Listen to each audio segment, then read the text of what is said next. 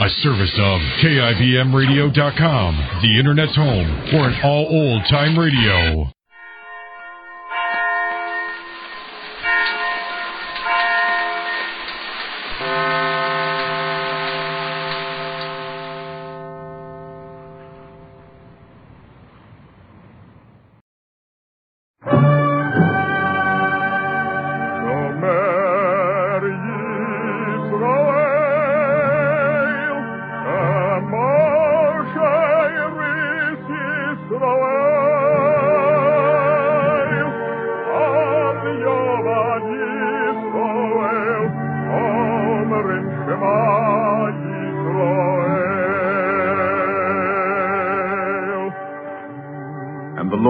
Spake unto Moses, saying, Command the children of Israel that they bring unto thee pure oil olive, beaten for the light, to cause the lamps to burn continually in the tabernacle of the congregation. And it shall be a statute forever in your generations.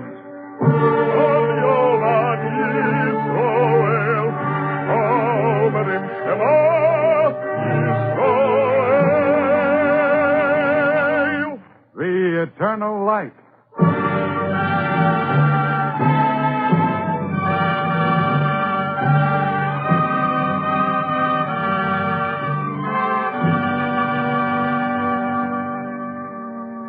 The National Broadcasting Company and its affiliated independent stations present The Eternal Light. This program comes to you under the auspices of the Jewish Theological Seminary of America. Our drama today by Morton Wishengrad is a Sabbath story entitled The Sabbath of Chayim the Porter. Featured as the porter is Juano Hernandez, with Alexander Scorby as the narrator.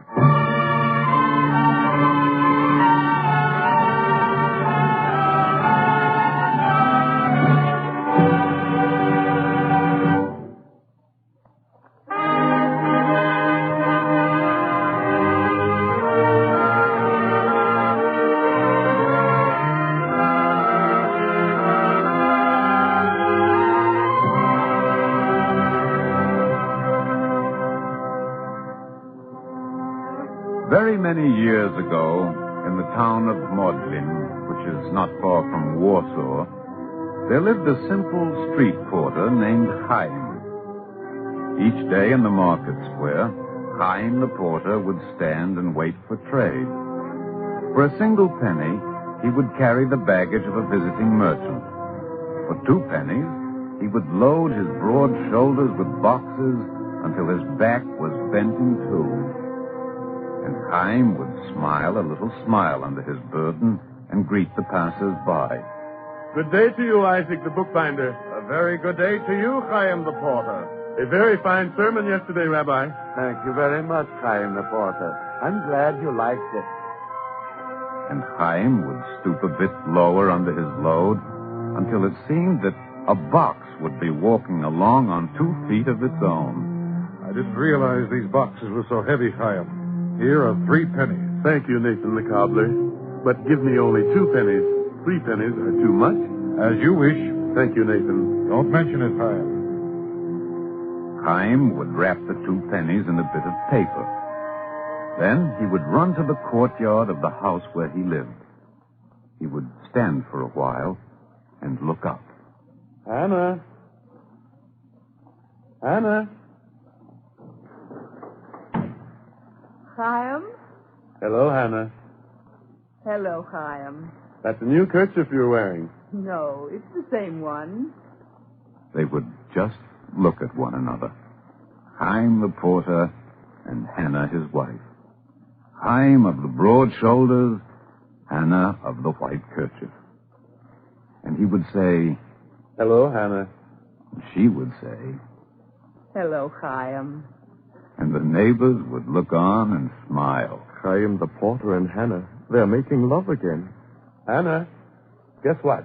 What, Chayim? Here in this paper, 2 pennies. Oh, that's just fine. Here, I'm throwing it up. Catch. Oh, got it. Hannah, you're a wonder. You never miss. Chayim. Yes? Hello. Hello, Hannah.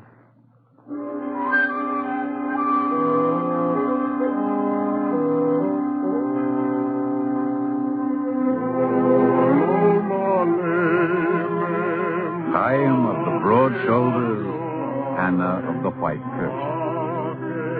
It was as though God had said in the beginning, "Here I create two human beings, but I shall give them a single soul. Let them be even as one." And this is how it was. There was a third who was part of their soul also, Bryna, the daughter of Chayim and Hannah.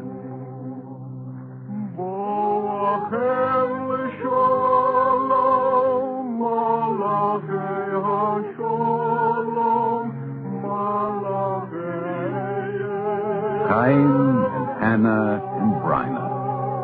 They sang this each Sabbath evening when Chayim returned from the synagogue. It is written in the old legends that when a man comes from the synagogue on the Sabbath eve, he is accompanied by two angels, and one is The angel of peace. while the other is. The angel of discord.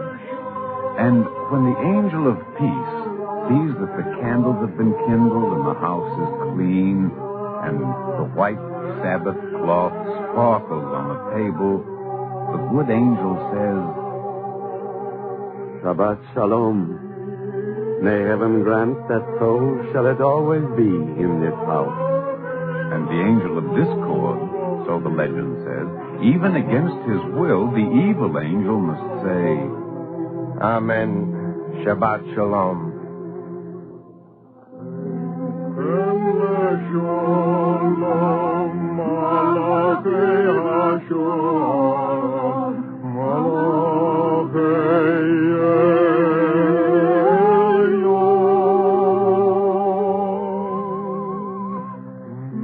What does the father of the house do on the Sabbath eve? He does what is written down and prescribed. His children stand by his side, and together they turn to the mother of the house. And he opens the book, even as Chayim opens the book. And he says, Hannah, Yes, Chayim. a woman of valor who can find, for her worth is far above rubies. The heart of her husband doth faithfully trust in her, and he hath no lack of gain. She doeth him good and not evil all the days of her life. She giveth food to her household. She stretcheth out her hand to the poor. Strength and dignity are her clothing, and her children rise up and call her blessed. Grace is deceitful, and beauty is vain. But a woman that feareth the Lord, she shall be praised. Thank you, Chayim. Do not thank me, Hannah. It is what every man feels toward his wife, You say the words as if they had been written only for me. That isn't right. isn't it? Hannah, you are my wife, and my house, and my portion of the world to come. Chayim, I do not think it is proper for a man to embrace his wife before the singing of the Sabbath Kiddush. Perhaps not. I shall have to ask the rabbi. Don't. No? I mean, don't ask him. He might say, Hello, Chayim. Hello, Hannah.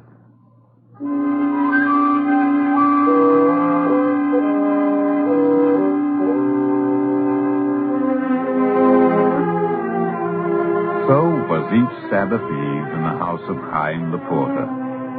Each week was crowned with the savor of the Sabbath, and therefore each week was eventful. The Sabbath brought rest and the special excitement of rest. Could such a day be marred? No, never. Yet once it was nearly marred. Early once on a Friday morning, Chayim the porter succumbed to temptation.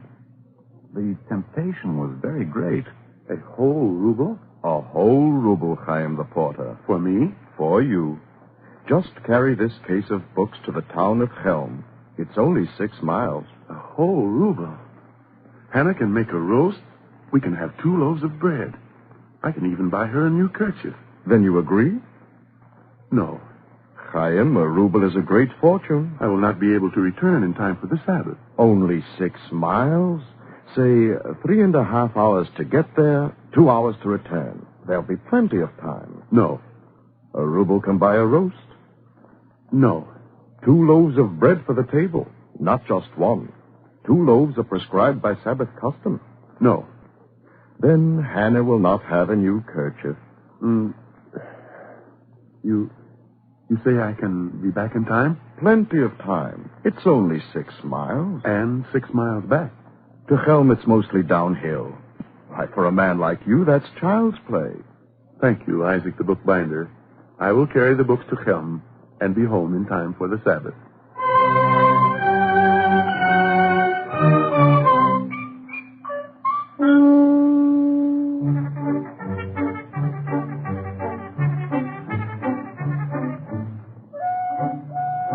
The road to Helm, as Isaac the bookbinder had said, was mostly downhill.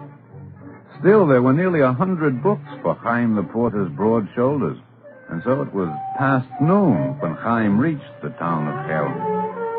And upon the heart of Chaim the porter there lay a cold finger of dread.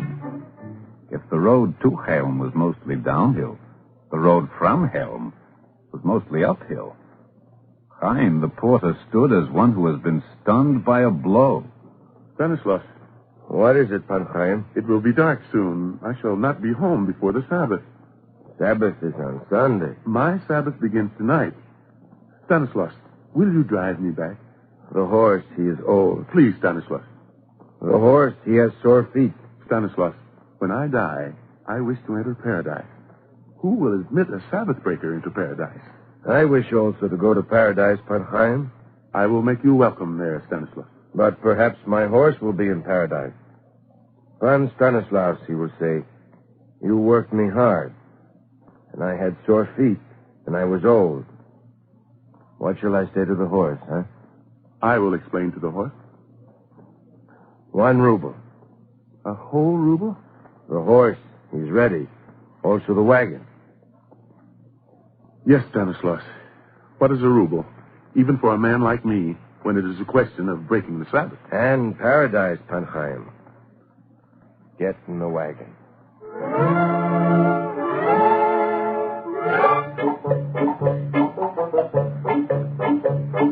The horse, he is old. Out of the wagon, Pan Chaim. We push the wagon up the hill, huh? Yes, Stanislaus.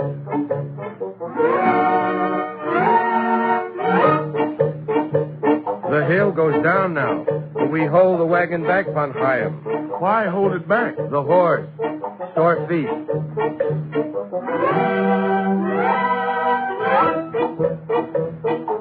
Once more, push up the hill. Help the horse, Pan Chaim. Anything you say, only hurry. The sun is beginning to set.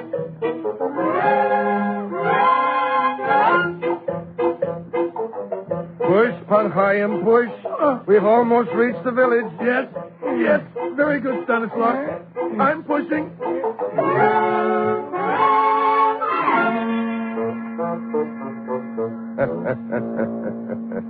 You see, Pan Chaim, you are home. There is still some sun in the sky. You enter paradise, huh? Thank you, Stanislaus. I shall bathe and go to the synagogue and greet the Sabbath. Fine. I feel good for that.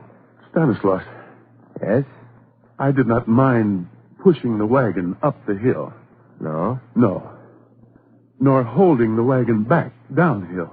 No? No.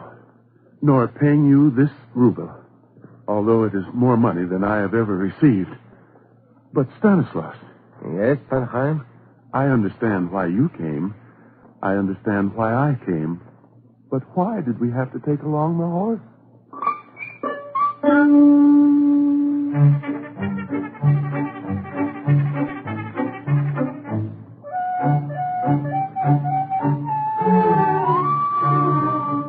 And so, Hannah wore the same kerchief.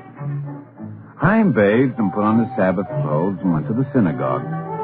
And on the Sabbath morning, he went again to the synagogue. When the rabbi removed the scroll from the Holy Ark, the voice of Chayim the porter rang out loud and clear.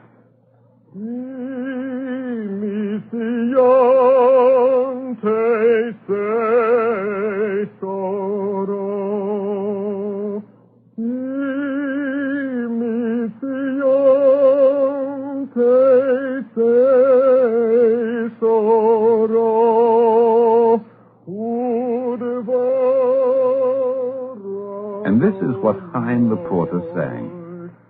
Out of Zion shall go forth the law, and the word of the Lord from Jerusalem. Chayim sang, and the congregation of Modlin spoke to God.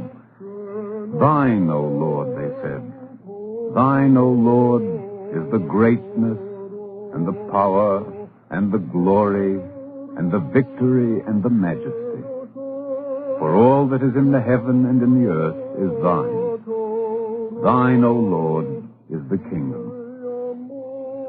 A prayer for the Sabbath morning and a song of Chayim the porter.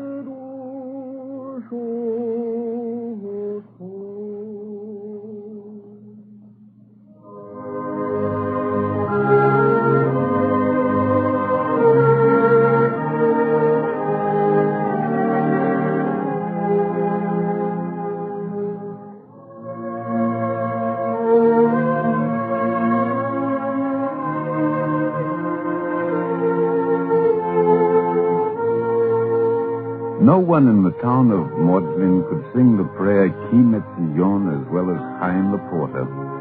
To hear him, you would have thought he was a real cantor.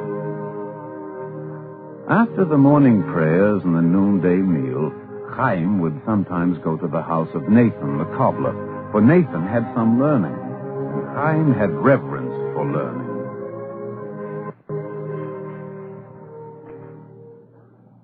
I am struggling with this passage from the Talmud. Listen, I am the porter. Can you understand this?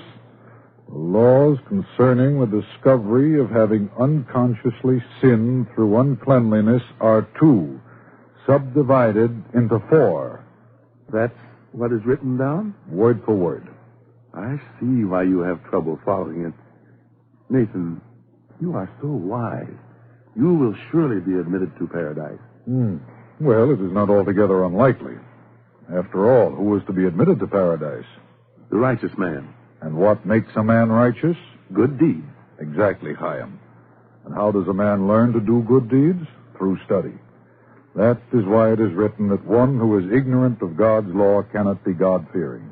Nathan, how can I be admitted to paradise? Study Torah like me. Oh, I'm an ignorant man. Well, then, read the book of Psalms. Every day. 5 or 6 hours every day. I don't have time for that. Then pray with devotion. Nathan, I'm ashamed to say this, but some of the prayers, I do not understand them at all. Nathan the cobbler, some of the prayers are too much for me. Chayim, how did you get yourself in such a fix? I don't know. Well, don't worry. We'll get you into paradise. Now, let me see. Of course, every day you, Chayim the porter, will carry 2 pails of water to the house of study. It is a good deed. The scholars will drink the water and bless you. You sure? Absolutely. And that will admit me to paradise? Without a question. I must go right home and tell Hannah. Good Shabbos to you, Chayim. Good Shabbos to you, Nathan the cobbler. And thank you. You don't know what this means to me. Where was I? The laws concerning the discovery of having unconsciously sinned through Excuse me, Nathan. Huh? Oh, did you forget something? You said that I would be admitted to heaven. Of course. You don't even have to bother the rabbi about it. They will give you a chair in paradise, and you will sit there and study Torah all day long. How about Hannah? When a man sits on a chair in paradise, his wife is his footstool. Footstool? Just what I said, footstool. You're sure? When a man sits on a chair in paradise, his wife is a footstool. I'm absolutely sure of it. Chayim, what's the matter?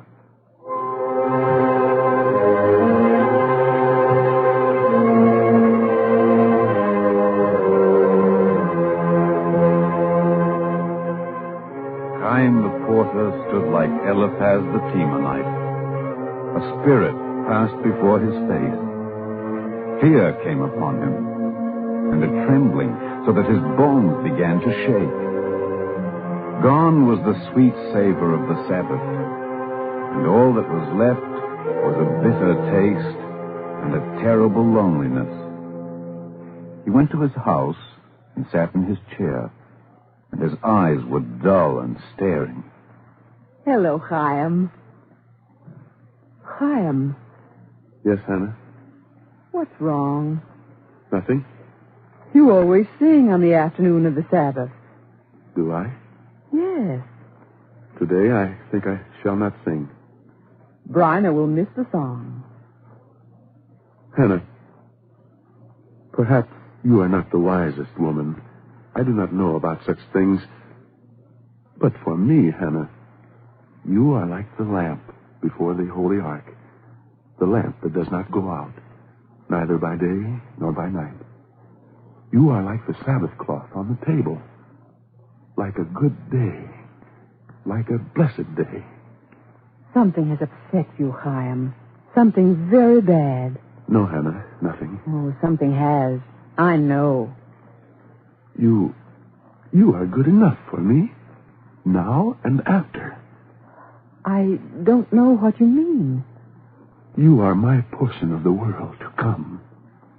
What are you trying to tell me, Chayim? I have made up my mind. I have reached a decision. I do not wish to enter paradise. You are ill. No, Let me sit with you, Chayim.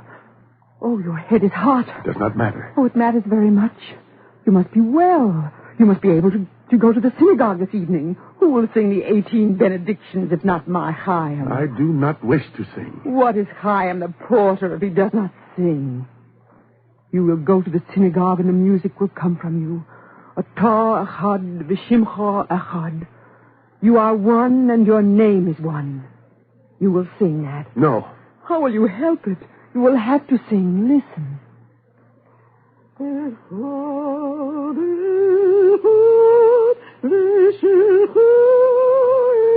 No, Hannah. No more, Hannah. I must tell you.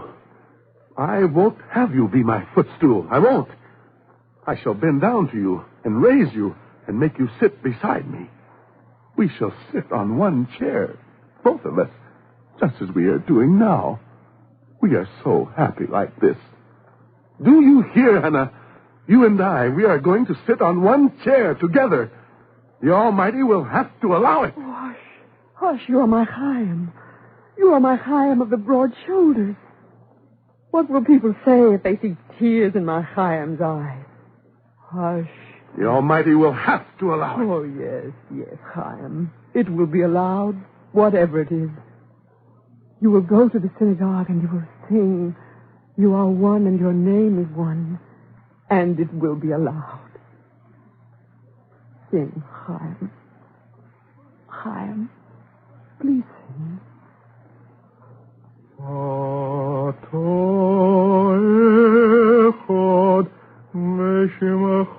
Sing louder, Chayim. Let the Almighty hear you. Louder still. Louder. Louder, Chayim.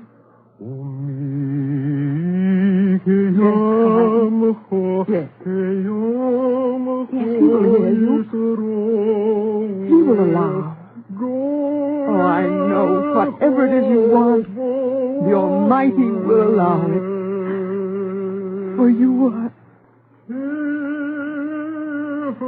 Hello, Chayim.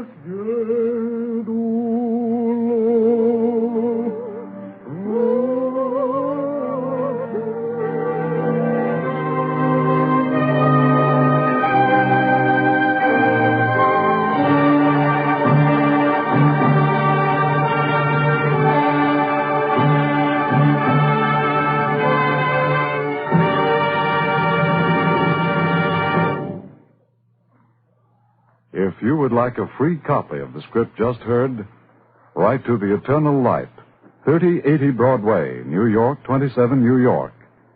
Now, we present Rabbi Benjamin A. Lichter of the Bnei Israel congregation of Pittsburgh, Pennsylvania.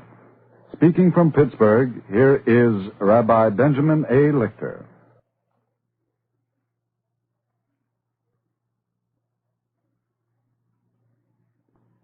Many are the gifts that a gracious and beneficent God, the Father of all mankind, has bestowed upon his earthly children.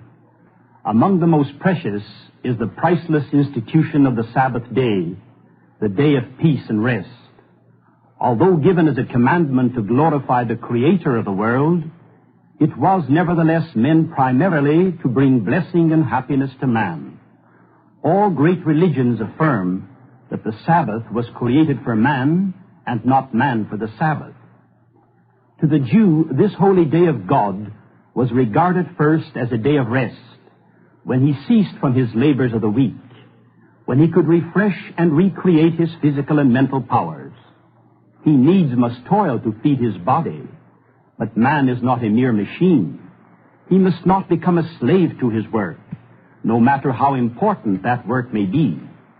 But there is a higher and nobler purpose contained in the Sabbath commandment. Man is made in the image of God. He possesses an immortal soul, which must be periodically cleansed and purified and elevated. That exaltation of the Spirit came to the Jew on the Shabbos, when, like Chayim the porter in our beautiful story just dramatized, he went to his synagogue, and there in the house of God he communed with his Maker in the company of his fellow Jews. The singing of the old traditional prayers, the interpretation of scriptures, brought to him a joy and an inner peace which the workaday world, with all its bitterness and struggles and hardships, denied him. This joy and peace were intensified in his home, where he found a devoted wife and loving children. He may be poor and live in very humble circumstances, but on the Sabbath day, poverty is forgotten, and every Jew, as the poet Heinrich Heine pictures him, is transformed into a beautiful prince, for Queen Sabbath has come to gladden his heart and the hearts of his dear ones. The lovely Shabbos Zemiris or table hymns, the chanting of the grace after meals, thanking God for his material and spiritual blessings, serve to unite the members of the family into a mighty bond of affection and loyalty. Surely these time-honored religious practices were mainly responsible for the creation of that beautiful Jewish family life which has aroused the admiration of the world and which has given stability and permanence to Israel throughout the diaspora. We of this generation, both Jew and Christian alike, have in a great measure lost something of that earthly paradise which the day of rest offers. We must rediscover it and bring it back into our lives. For life with its manifold tasks continually drains our physical and nervous energies. We must be revitalized and re-energized every week.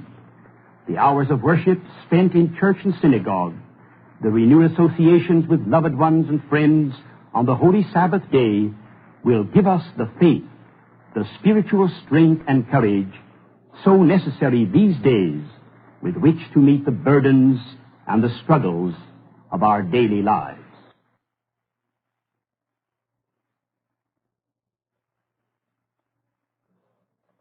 Thank you, Rabbi Lichter.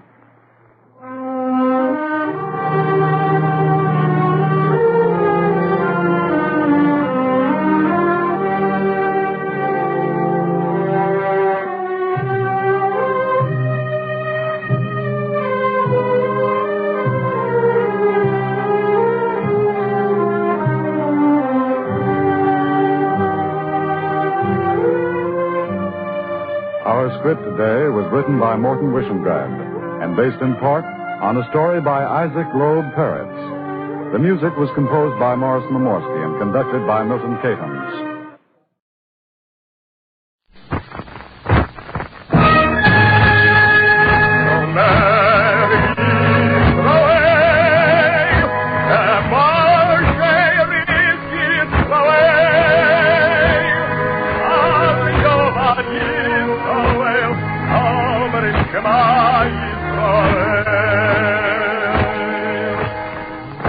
And the Lord spake unto Moses, saying, Command the children of Israel that they bring unto me pure oil olives beaten for the light, to cause the lamps to burn continually in the tabernacle of the congregation. And it shall be a statute forever in your generation.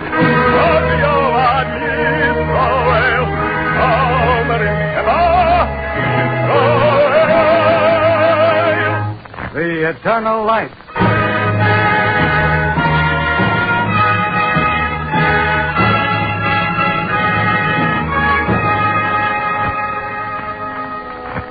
The National Broadcasting Company and its affiliated independent stations present The Eternal Light.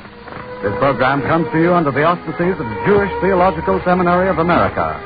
Following the dramatization, you'll hear the presentation of an award to the Eternal Light program.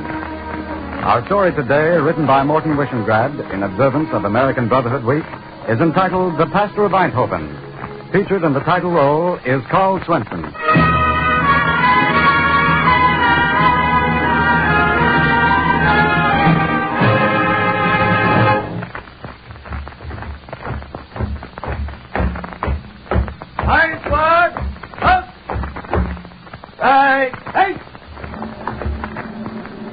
Pastor Adrian von Hoogstraten? Yes? Is there something you wish before you die? I should like you to unbind my eyes. That is not permitted. I'm not afraid to see. It is strictly forbidden. It is you, then, who are afraid. Very well. I am ready. Pastor Adrian von Hoogstraten, for high crimes committed in the city of Eindhoven against the laws of the occupation forces of the Third Reich, it is the order of Reich Commissioner Arthur Seid Infart that you be summarily executed. Sergeant, proceed.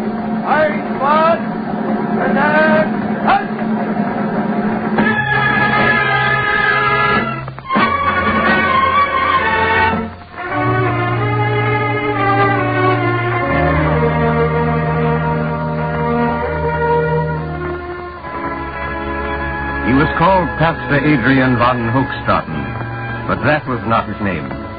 He was the people of the Netherlands. He was the voice that broke the terrible silence. He was the deed that subordinated life to the message of life. He was the stubborn conscience of the Dutch in the decade without conscience. He was their audacity, their unyielding fidelity. He called himself pastor of the Netherlands Reformed Church, but his deed was for all. For the Calvinist churches of Holland, the Roman Catholic Church, the Remonstrant Brotherhood, the Baptist Society, the Evangelical Lutheran Church, the bishops who refused to remain silent, the priests who stood their ground, the pastors and the lay brothers who were imprisoned, who were tortured, who were murdered, who have not died. They have not died. I know. I am a Dutch Jew. Hear now of the pastor of Eindhoven. Hear his story, and let me begin to repay my debt.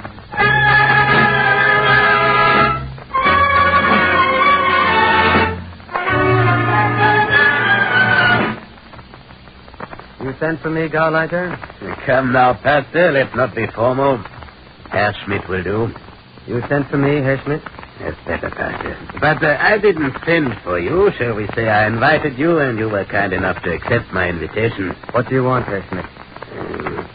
A cigarette? Thank you, no. Brandy? No. Good brandy. Very best, Pastor. Why did you send for me? You are a stubborn man, Pastor. Myself, I like stubborn men. Very well. I am newly assigned to this district. I wish to offer you the fullest cooperation of the occupation authority. What for? Shall I be frank? Please. Holland is not Poland, nor France. Between Germany and Holland, there is a great bond. The exigencies of war have brought us here, but the foundations of Dutch life will not be touched. Reichs Commissioner Seid Infart has made that pledge, and I propose to live up to it. Brandy? No, thank you, Herr Schmidt. You will come around, Pastor. Myself, I like stubborn men. You will come around.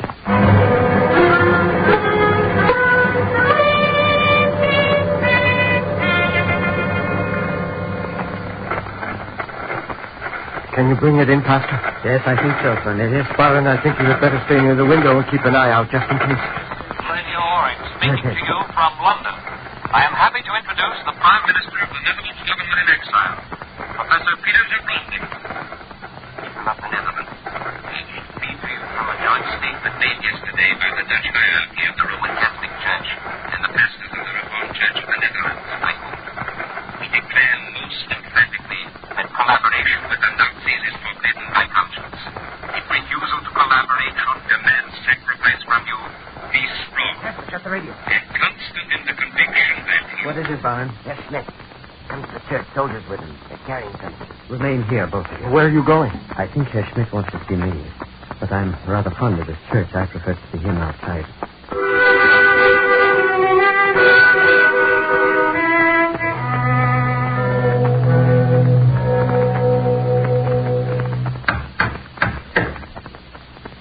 Can you read, Pastor? I can read, Herr Schmidt. That's good.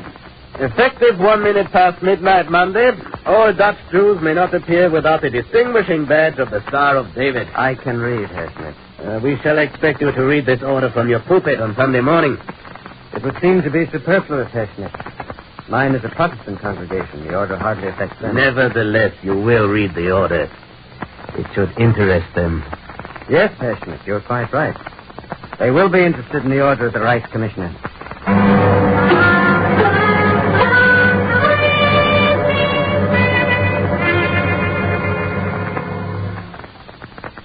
Members of the congregation. Once when I was a boy, I became lost. It was a desolate place. Night closed in and I was afraid. And then the moon rose and the desolation was peopled with phantoms and ghostly shadows. My knees began to tremble because far in the distance I saw the shape of a wild beast. But as I went toward the beast, the shape grew larger and I could see that it was the shape of a man. And then the moon rose higher. And as we approached one another, I saw that the man was my brother. And I was no longer afraid. Members of the congregation, I protest the crime of the Third Reich against our Jewish brothers. I protest in your name. I protest in the name of every single decent, upright Jewish citizen. I protest in the name of God. The service is concluded. I ask mein Herr Cornelius de Jong, mein Herr Baron von der Berg, and mein Herr Anton Batja to come immediately to my study.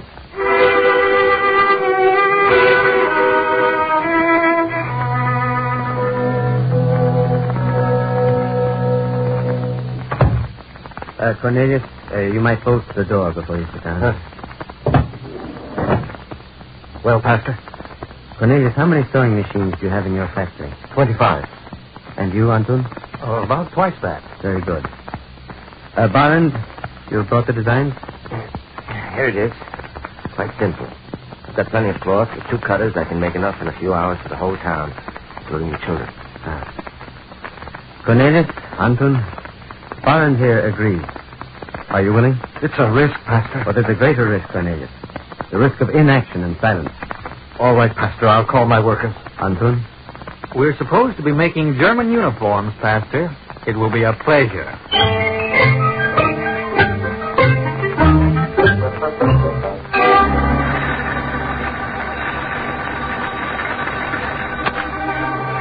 Schmidt speaking.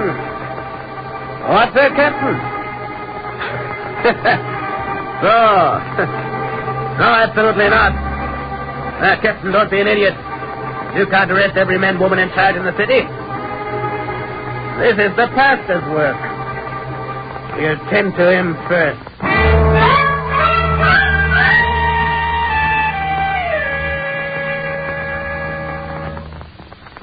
It is not an altogether unexpected honor, Herr Schmidt. Pastor, what is that sword to your coat? Well, I believe that you know what that is, Herr Schmidt. If I'm not mistaken, every Protestant and Catholic is wearing it today. Star of David looks rather nice, I think. You will remove it at once. I shall be glad to when every Jewish citizen is instructed to remove it. I see. You think we can be intimidated? No, Herr Schmidt. I don't think so. But neither can the people of Holland be intimidated. Once again, Pastor, I ask you to remove it. No, Herr Schmidt. I order it, Pastor. No, Herr Schmidt. Suit yourself.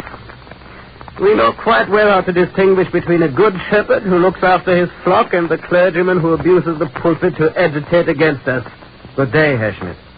Pastor, you are a Christian. Star of David is not for Christians. You raise an interesting theological point, Herr Schmidt. We'll discuss that another time. For the present, I ask you to be reasonable, Pastor. Why don't you listen to me? Because you, Herr Schmidt, are a liar and the agent of liars. Because you are a thief, Herr Schmidt, and the agent of thieves. Because you are a murderer and the agent of murderers. Good day, Pastor. Good day, Herr Schmidt.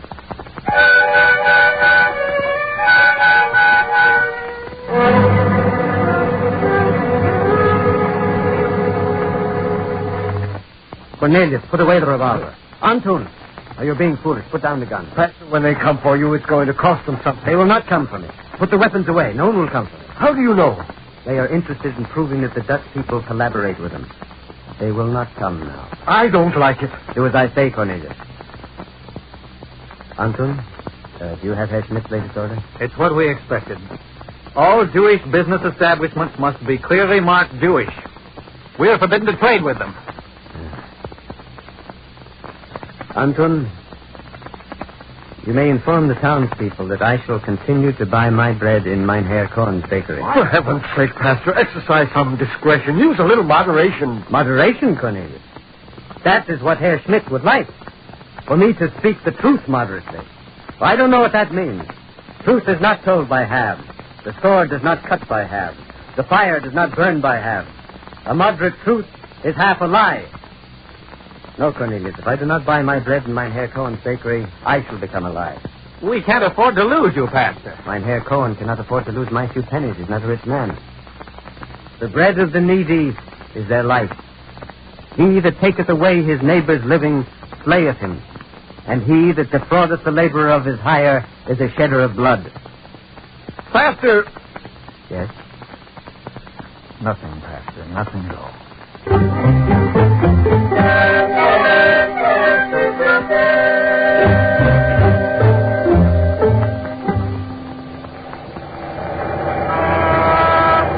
What do you say, Plant? Do we run him over? Keep your shirt on.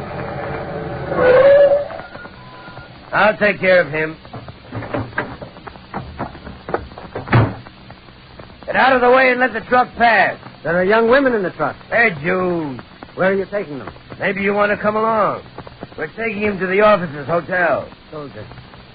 If you do that, hell will be too good for you. You getting out of the way? Open that truck and let them out. You think I'm a lunatic? Open that truck. Keep your shirt on, Pastor. They're better off than the others. Maybe you haven't heard.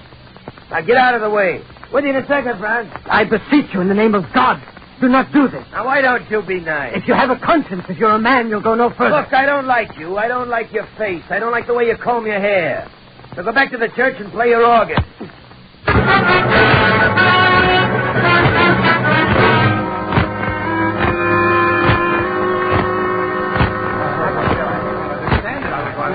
Leave me alone, Colonel. No, I'm all right. It's only my shoulder. Barman, give me a hand. No, wait, all of you, wait.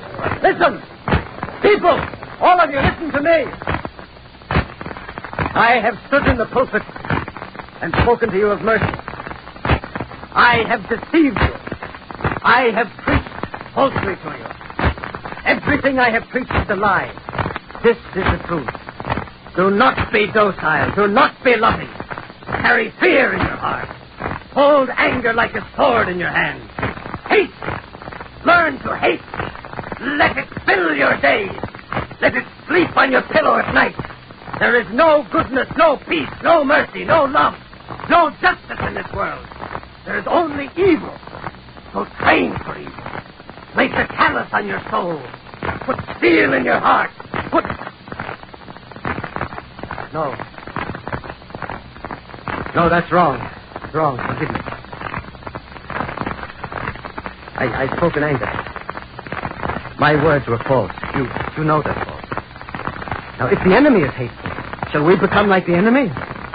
Can a man lie in the gutter and not be fouled by the gutter? I was wrong.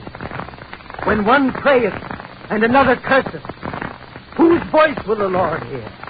When one... Oh, Father, stand back. Father, now, too, give a hand. Carry him to the church.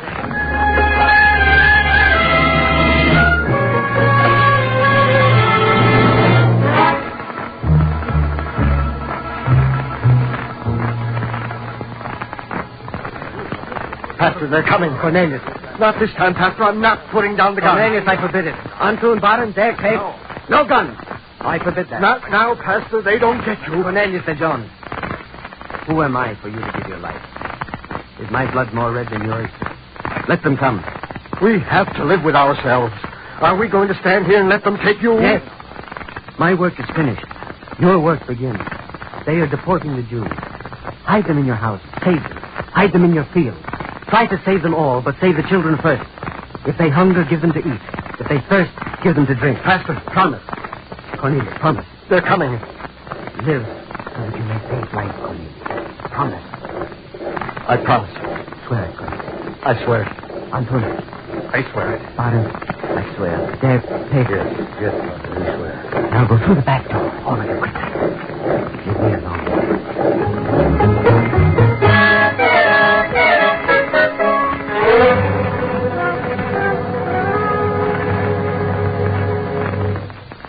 Cigarette? Excuse me, my dear Pastor. I keep forgetting that you don't smoke. You are a liar, Herr Schmidt, and the agent of liars. My dear Pastor, you have a rather nasty tongue for a clergyman. If we let that pass. Is that checkbook yours? Where did you get it? I asked you if this checkbook yours. It's church property. Fine. The account is in the name of Adrian von Hochstraten. Those funds are church property. Are they? Balance 13,250 guilders. Herr Schmidt, you are a thief and the agent of thieves. We'll let that pass for now. Here's a blank check, Pastor. Sign it for the full balance. 13,250 guilders. It is not my money. Franz, come in, will you?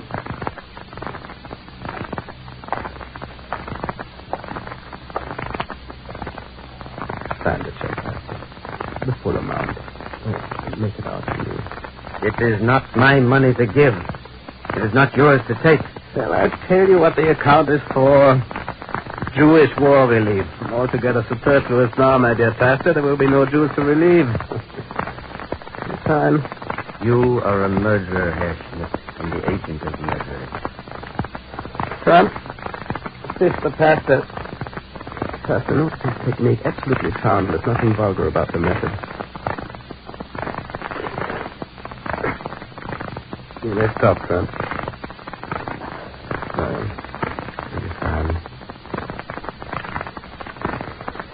Once again, Trump. Pastor, note this technique. Absolutely sound. There's nothing vulgar about the method. You may stop, Trump.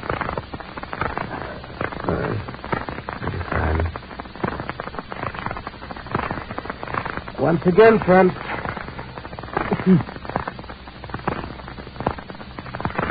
Will you sign, Pastor? Again, Trump. Trump, you fool! Don't kill him! Get out, Trump. Leave us alone.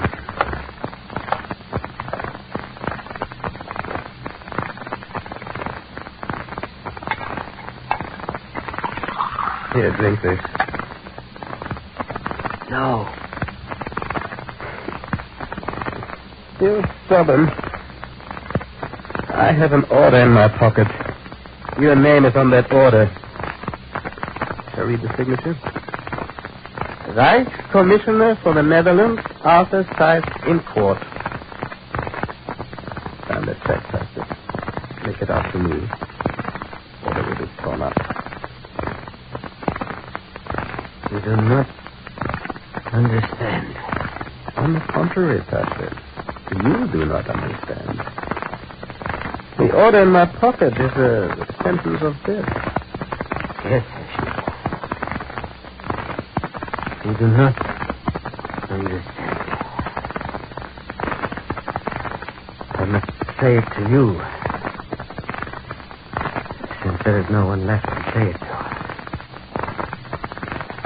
Men must always fight evil. Not just to speak against evil, but to fight against it. And neither in victory nor in defeat is there triumph or salvation, but only in the struggle itself. Then you have made your decision. Yes, Herr Schmidt. I have made my decision.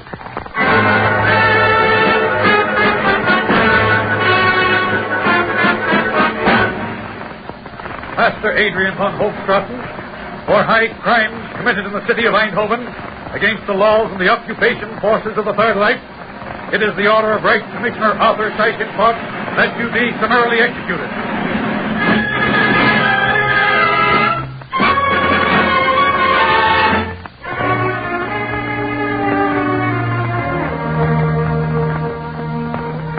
He was called Pastor Adrian von Hoogstraten, but that was not his name. He was the people of the Netherlands. He was the deed that subordinated life to the message of life. He was Holland and the audacity of Holland and its unyielding fidelity. He was the pastor of the Netherlands Reformed Church, but his deed was for all. For the Calvinist churches of Holland, the Roman Catholic Church, the Remonstrant Brotherhood, the Baptist Society, the Evangelical Lutheran Church, the bishops who refused to remain silent, the priests who stood their ground, the pastors and the lay brothers who were imprisoned, who were tortured, who were murdered, who have not died. I am a Dutch Jew. I speak of Pastor von Hoogstraten, Christian.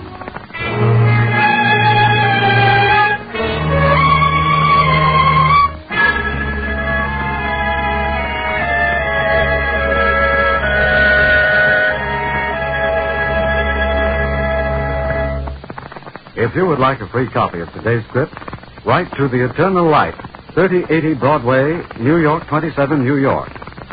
And now we present Mr. Charles H. Tuttle, distinguished lawyer and member of the New York City Board of Higher Education, who will present the Brotherhood Week Award to the Eternal Light program. Mr. Tuttle. For the past year, the Eternal Light has presented through outstanding dramatic scripts the cultural heritage of 4.5 million Americans. But more than that, through these dramatizations, the program has consistently shown that the cooperation and mutual understanding of people of many different religious, racial, and national backgrounds constitute the basis of this union of men, the United States. The first Eternal Light program to be presented sounded the keynote of this series, for it brought to its audience the words of George Washington, whose birthday we celebrate this week, Brotherhood Week. In his letter to the Hebrew congregation at Newport, Washington wrote that, "Happily, the government of the United States gives to bigotry no sanction, and to persecution no assistance." Through subsequent scripts, the Eternal Light has broadcast a message of unity and brotherhood, not only in the lives of distinguished citizens of the Jewish faith, such as Louis D. Brandeis, Judge of the Supreme Court of the United States, and Emma Lazarus, whose lines on the base of the Statue of Liberty have become a definition of the word America, but also to the actions and statements of equally distinguished Christians like Thomas Kennedy, who fought in the Maryland State Legislature in 1818 for equality for all Americans. He said, "To disqualify any class of citizens is for the people to disqualify themselves. Disqualification stains nations, tramples the charities of light, places arms in the hands of bloody war." Now it is my privilege on behalf of the National Conference of Christians and Jews to present the 1946 Brotherhood Week Radio Award to the Eternal Light for its contribution as the outstanding network religious radio series in 1945. The award reads, "The National Conference of Christians and Jews, an organization of Americans seeking to promote justice, amity, understanding, and cooperation among Protestants, Catholics, and Jews in the United States, presents this citation of distinguished merit to the Jewish Theological Seminary of America and to the National Broadcasting Company for their presentation of the program series, The Eternal Light. Because through dramatizations it demonstrates that intolerance on the part of any group of our people is a threat to the unity of America, and because it promotes understanding in the spirit of brotherhood of all faiths, the National Conference of Christians and Jews fights for the approbation of all Americans, those whose inspiration, devotion, and craftsmanship have made this program possible. Thank you, Mr. Tuttle. The award will be accepted on behalf of the Eternal Light program by Rabbi Moshe Davis, Registrar and Radio Program Editor of the Jewish Theological Seminary of America. Rabbi Davis. Mr. Tuttle, the Jewish Theological Seminary of America is deeply gratified by the action of the National Conference of Christians and Jews in awarding it this citation of merit. Our respect for the men and women who constitute the National Conference makes this citation especially meaningful. In accepting this award, we regard ourselves as trustees for the many groups and individuals who have cooperated in making this program possible.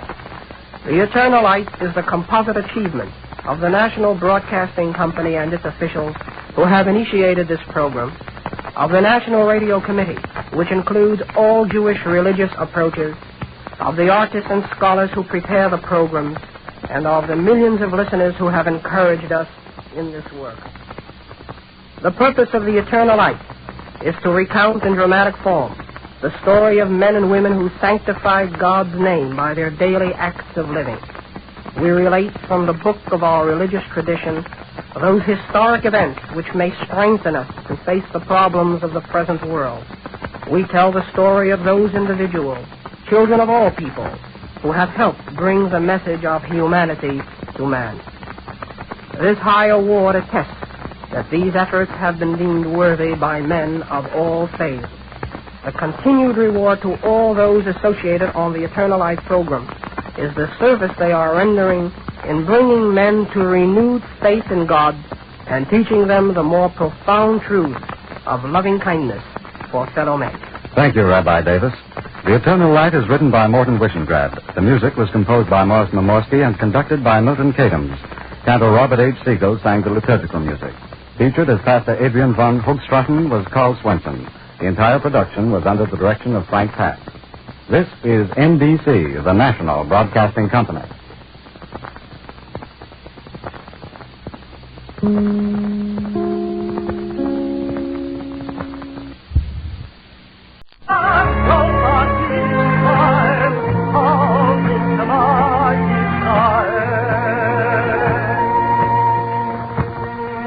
And the Lord spake unto Moses, saying, Command the children of Israel that they bring unto thee pure oil olives, beaten for the light, to cause the lamp to burn continually in the tabernacle of the congregation.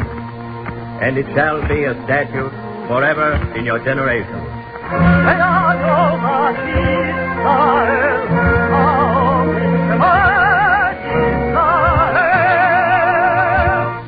The Eternal Light.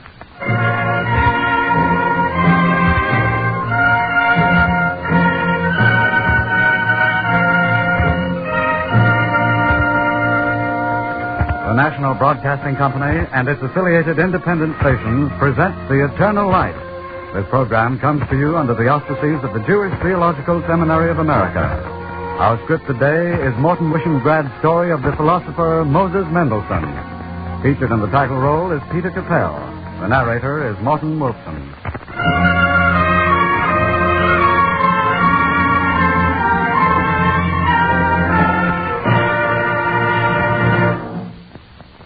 He was a hunchback, and he was ugly. Ugly, awkward, shy, sickly. And there was something strange in this, for the deformity was upon his back only, and not upon his mind, which was transfigured with beauty and rare. He lived 200 years ago. His name was Moses Mendelssohn.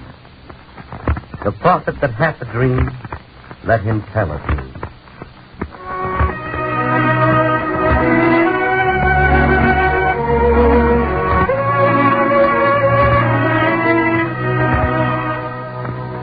Do you know this melody? Mendelssohn. Felix Mendelssohn, grandson of Moses, the hunchback. But fame does not rest there. For Moses Mendelssohn, ugly, shy, awkward, sickly, hunchbacked, this man who lived in Berlin in the time of Frederick the Great, he was something also.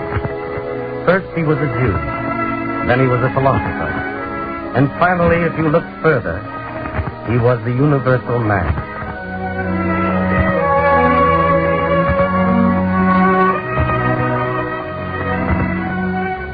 On a summer's day in the year 1760, the hunchback went to the king. The philosopher king had summoned, the philosopher Jew obeyed. All Berlin held its breath. The only person unimpressed was the warder of the king's gate, who blew his nose into a discolored rag and coughed into the philosopher's face and unceremoniously demanded, Who are you? My name is Moses Mendelssohn. Fine. Now go away. You don't understand. Well, that's good. Now go away. I should like to, but I can't. The king sent for me. You? Me. What for? I really have no idea. What do you do? I'm a theologian. Impossible. The king doesn't want to see you. Very well. One moment. What's a theologian? A pugnacious man who belligerently proclaims peace. A juggler of morals. Did you say juggler? Like in a circus? In a manner of speaking, life is a circus. Why didn't you say so before? Enter, juggler. The king will see you.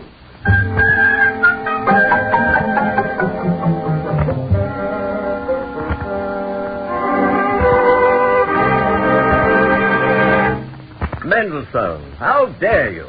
How dare I, Your Majesty? Don't pretend. You wrote this. You wrote this about my poetry. Did I, Your Majesty? You did. If no one will correct the king's philosophy, at least someone must venture to correct his grammar. Your Majesty. Don't try to explain it away. Whoever makes verses, Your Majesty. Indeed. Whoever makes verses plays at 9 pins. And whoever plays at 9 pins, he king or peasant, must have the pinboy tell him how he bowls.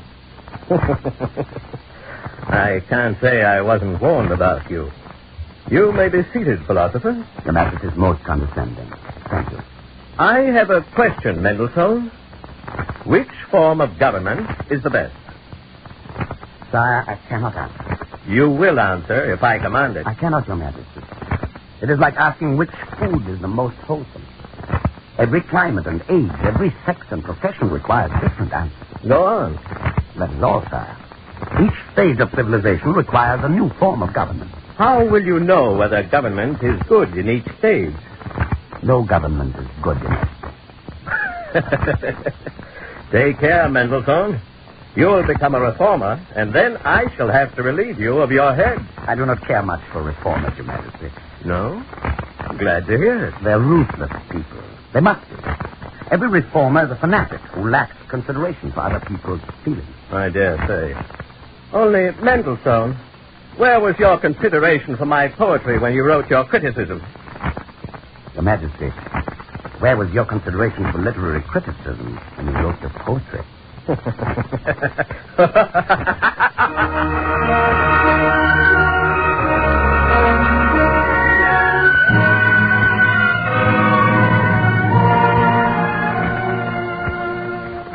Such was Moses Mendelssohn, sickly, awkward, spindle-legged, curved of spine, but a mind transfigured with beauty and rare. In the dark path on which man is to walk here on earth, his mind provided light for each step of the way. He was the friend of Gotthold Lessing, of Immanuel Kant, of Christopher Nicolai. They hailed him as the Socrates of Germany, and in return he tried to show them God in every rising sun, in every fall of rain, in every blowing flower. And yet this man was lonely. And then in the year 1762, Moses Mendelssohn saw Fromet. You are very plain. I know. But Fromet, I'm worse than plain. I know. Sir. Is it? What can you see in me? You? No, Fromet, I can't allow it. I'm a caricature of a man. Moses Mendelssohn, I see you. Fromet, I'm ugly. Once, Moses Mendelssohn, there was an ugly man named Rabbi Joshua. And when a Roman princess saw him, she marveled that God had seen fit to put so much wisdom in so unbeautiful a vessel. But Clement... And he answered, why does your father keep his wine in an earthen vessel? So she persuaded her father, the king, to transfer the good wine to vessels of gold and silver. And the wine turned sour. Don't you see, Moses Mendelssohn? She discovered what I know. Goodness and wisdom are like wine. They keep best in a plain vessel. Like you. Thank you, Clement. Moses Mendelssohn, will you ask me? It's impossible. Ask me. I can't find the word. Then I shall ask you. Moses Mendelssohn, I am a plain, silly, poor girl. I wish to cook for you, to mend your clothes, to tidy your books, to ask you foolish questions, to annoy you, to scold you. I think I snore at night, I'm not sure. I'm moderately stupid. I'm illiterate in several languages. And I wish to be your wife. Samantha, I've never noticed. Blue eyes.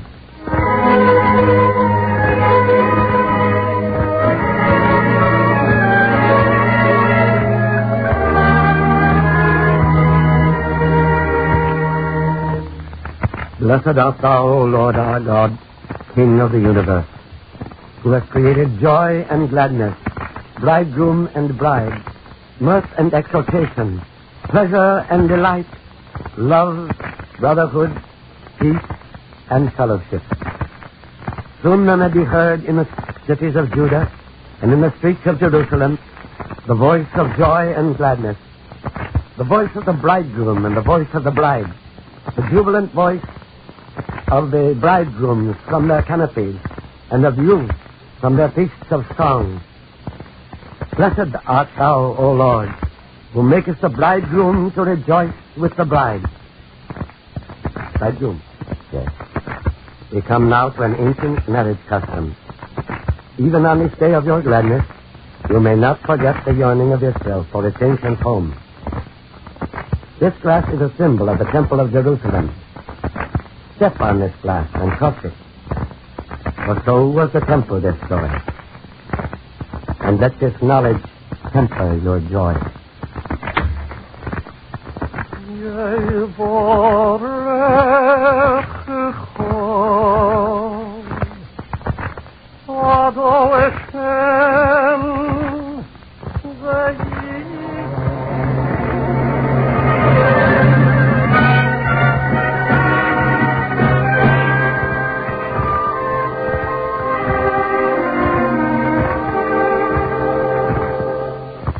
What are you writing? I'll be finished in a little while, Clement. More coffee? No, thank you. Then I'll have some. Must you write? Yes, of course. Why, Clement, this is for the prize competition of the Berlin Academy of Sciences. Is it? What's the subject? Are metaphysical truths susceptible of mathematical demonstration? Well, if you ask a foolish question, you generally get a foolish answer. Clement, I know this is a curious way to spend a honeymoon, but the second prize is 20 ducks. That's a good deal of money. And the first prize? I can't hope for that. A man with cancer is entered in the competition. What's the first prize? 50 bucks, but that's not. Moses Mendelssohn, I plan to have 6 babies. 3 sons and 3 daughters. We need the 50 ducats. Clement? Yes. I have to work. Now, tell me what you were going to say. I couldn't, Clement. I think there are words for everything.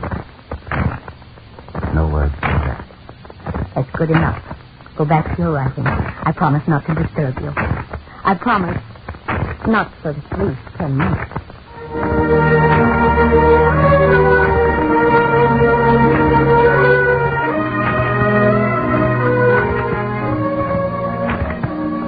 In June 1763, Clement Mendelssohn received 50 ducats from a philosopher. The Berlin Academy of Sciences had announced its award. Moses Mendelssohn, the victor over Immanuel Kant. And now an ungainly little man who each morning donned the traditional prayer shawl and phylactery. Now this man, skull-capped, retiring, shy of adulation, became the most sought-after scholar in Europe. Socrates in a prayer shawl. This was the age of enlightenment, but it was also the age of prejudice. Prejudice refined, tinged with scholarly courtesy, and therefore more dangerous. Moses Mendelssohn was a marked man. Lady Chief, Sarah. Thank you, Mendelssohn. May I offer you some wine? Thank you, no. Mendelssohn, I spoke to King Frederick this morning. I found him reading your latest work. Right? Prussia is proud of you, Mendelssohn. I wish we would be even prouder. I do not understand you, sir. You are a Jew. If you were not a Jew, well... Has the king suggested this visit? It's my own idea. No, that isn't so. A great many people have the same idea. Influential people. You understand what I mean? My dear Baron, have you come to discuss a religious matter? Your religion is a state matter. I believe that church and state must be separate. My religion cannot concern you, Baron. Nevertheless, it does. We appear to differ. There is no difference between the state and the church, Mendelssohn. No difference at all. Baron, no. You're wrong. The state dictates and coerces. Religion teaches and persuades. The state enacts laws. Religion suggests commandments. The state is armed with physical force. Religion has no force but benevolence. Benevolence and love and truth. Well, I'm not a philosopher, Mendelssohn. I can't argue with you. I'm very glad. I do not molest any man for his religion. I ask in return that no man molest me for mine. Good day, Herr Mendelssohn. Good day, Baron.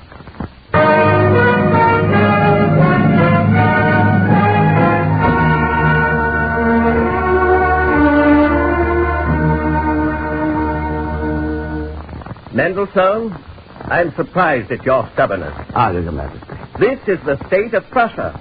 A state cannot abide differences. I cannot. Your Majesty.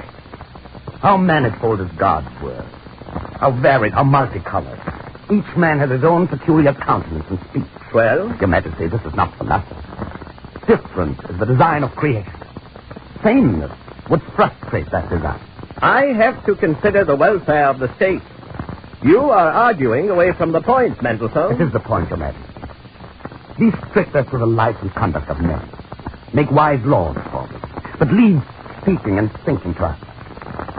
Can't you see, Your Majesty? The height of civilization will only be attained when there is universal forbearance among men, not otherwise. Mendelssohn, you are away from the point. You must forgive me, sir, but I'm not. Do I disturb the welfare of the state? No. Am I obedient to the civil government? Yes, you are. Do I act righteously toward you, toward my countrymen? Well... Then let me pray to God after my own fashion. Let me seek eternal salvation where I think I may find it. Your Majesty, do not be kind. Do not suffer anyone to become a searcher of hearts and a judge of opinion. These are rights which God has reserved to himself. Mendelssohn, you are stubborn. Your Majesty, I am right. Philosopher, you've not heard the last of this. I beseech Your Majesty. Laws do not alter persuasion. Arbitrary punishments improve no morals. Fear and hope are no criterions of truth. Your Majesty, I beseech you, leave supremacy of opinion to God. Thank you, Mendelssohn. You may leave now. Good day, Your Majesty. Good day, philosopher.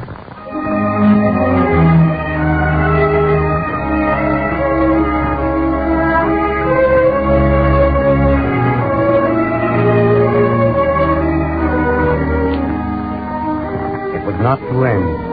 In the year 1769, Dr. Johann Caspar Lavater translated into German a work entitled An Inquiry into the Evidences of Christianity.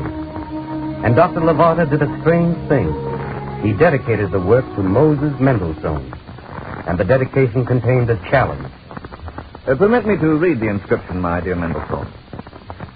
I beseech you to read this work, either for the purpose of publicly refuting the arguments in support of the facts of Christianity, or else, should you find those arguments conclusive, to do what love of truth demands, what Socrates would doubtless have done.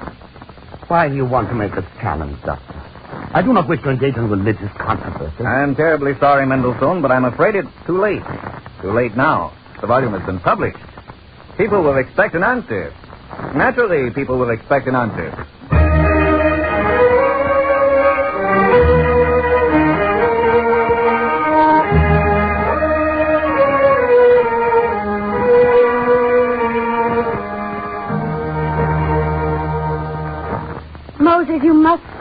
pacing back and forth. You're making yourself ill. Why can't people leave me alone? Have I harmed them? Your face is flushed. I can't be silent now. People will think I'm indifferent. Drink this. It's good for you. Your head is hot. When will they understand? He that planted the ear, shall he not hear? He that formed the eye, shall he not see? He that instructeth nations, shall he not correct? Even he that teacheth man knowledge. You will make yourself worse. Please go to bed. How can I want to stand in the window. I want to shout to them. I want them to hear. The whole world to hear.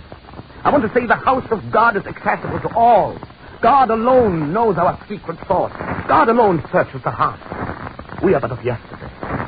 We know nothing. Drink this. I'm sorry so much. My head is hot. Drink it all down. All of it. Feel better now? Yes. I feel better. Listen to me. Yes. The entire thing is a subterfuge. It is a trap.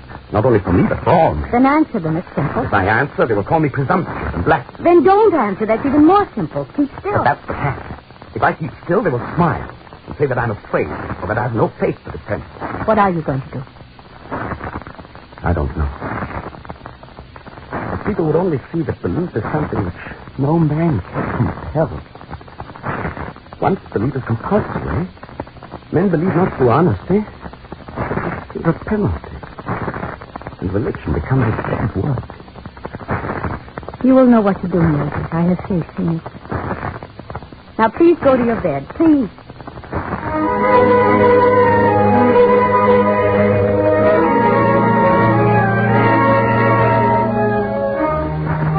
Blessing, where are you taking him? He must go from Mendelssohn. My husband is ill.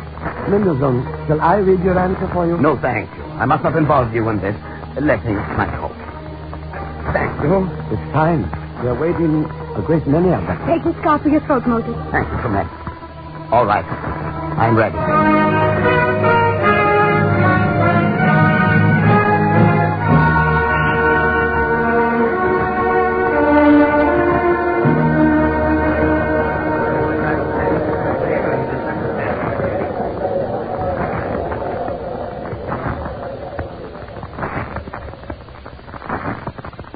There are some of you present who admit to an unflattering opinion of my religion.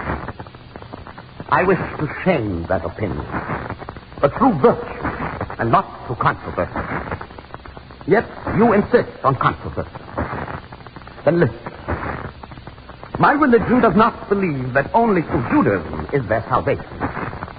The rabbis teach that the righteous of all nations shall have a part in the reward of the future world. Suppose sitting here, there were a Confucius or a Plato. I could, consistent with my religious principles, love and admire such a man. But would I propose to convert him? What for? I believe that he who leads mankind on to virtue in this world cannot be damned in the next world. These are my principles. So long as I live, I will adhere to them. I do not wish to force those principles upon you. I shall not let you force your principles upon me. I shall not admit your right to rake into the innermost recesses of the human heart in order to compel avowals which yield only misery to society. Men are born for each other. Either teach your neighbor or bear with him. Principles are free. He who has eyes, let him see. And he who has sense, let him examine and live according to his conviction. Let us combine wisdom with goodness and call it justice. Among all the laws of the Bible and the Talmud, you will find none which imposes belief. Belief cannot be imposed. The laws do not state, thus shalt thou believe, or thus shalt thou not believe. Only, thus shalt thou do, and thus shalt thou not do. I believe that I have found these truths, and that anyone can find them who seeks with his eyes open and does not stand in his own light.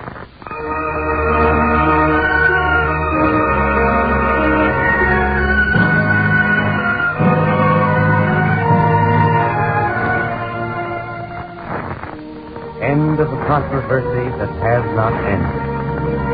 But at least during the lifetime of Moses Mendelssohn, it was not raised again. And now this man, universally honored, was acclaimed chief representative of the Jews, the first Jew of Europe. He was the first in Germany to plead for separation of church and state, the first to plead for freedom of belief and conscience. He belonged to the age of enlightenment. He was the universal man.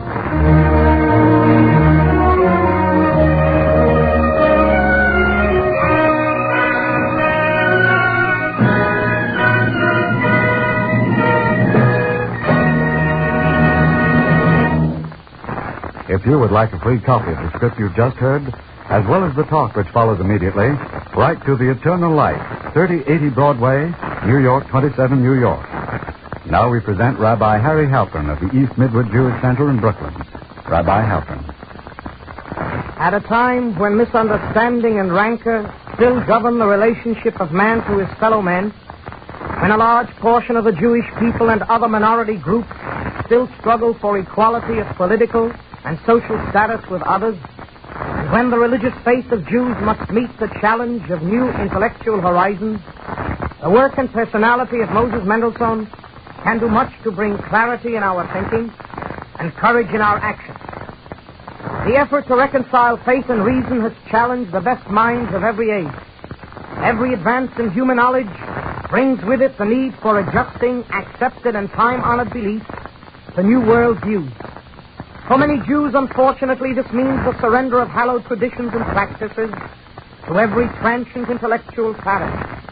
Mendelssohn met the challenge by pointing out how reason and faith might be fused in the flame of deep religious devotion. Without sacrificing his intellectual integrity, he maintained his allegiance to Judaism. From the rock of reason, he brought forth the living waters of religious faith. For him, national self-respect was impossible without knowledge. From its infancy, the Jewish people was enjoined to study and learn. This devotion to Torah has remained one of the cardinal principles of Judaism. Mendelssohn believed that many Jewish problems could be solved by an increase of knowledge. He translated the Bible into German, primarily for the benefit of his children, so that it might speak to them in a familiar tongue. Can we express the duty of Jewish parents in any age better than by saying that it means translating the lesson of our faith into the idiom of our time? Mendelssohn entered the struggle for the achievement of Jewish equality. At his suggestion, a noble Christian named Dome wrote the first plea for civil rights for Jews. Mendelssohn hoped to achieve respect for his brethren, not through concessions wrung from mighty rulers, but rather by dignified Jewish living. He fought faithless prejudice against his own people, but pleaded likewise for sympathy and understanding towards all.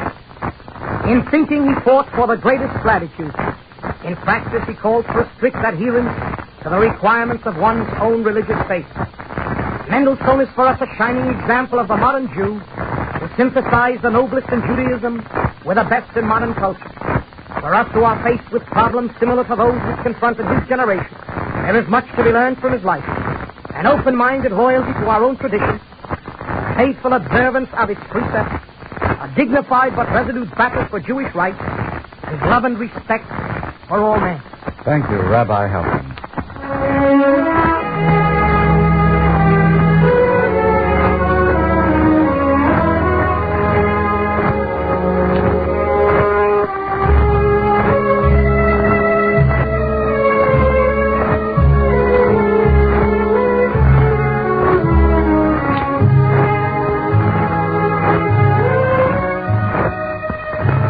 The Eternal Light is written by Morton Wishengrad. The music was composed by Morris Momorsky and conducted by Milton Kagan. Peter Capell was featured as Moses Mendelssohn, and Morton Wolfson was the narrator. Cantor David Futterman, who sang the liturgical music, is chairman of the Jewish Music Week Committee. The entire production was under the direction of Frank Pack. This program came to you under the auspices of the Jewish Theological Seminary of America and was presented by the National Broadcasting Company and its affiliated independent stations. If you would like a free copy of the script, write to The Eternal Light, 3080 Broadway, New York 27, New York.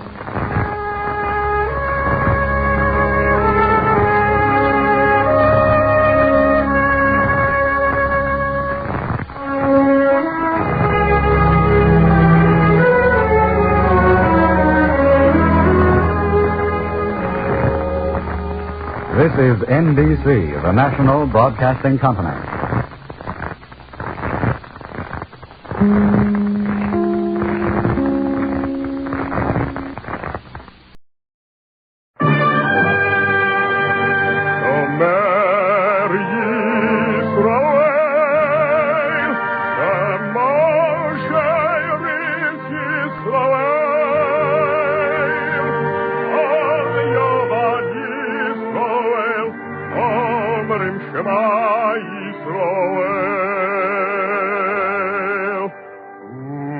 And the Lord spake unto Moses, saying, Command the children of Israel that they bring unto thee pure oil olive, beaten for the light, to cause the lamps to burn continually in the tabernacle of the congregation. And it shall be a statute forever in your generations.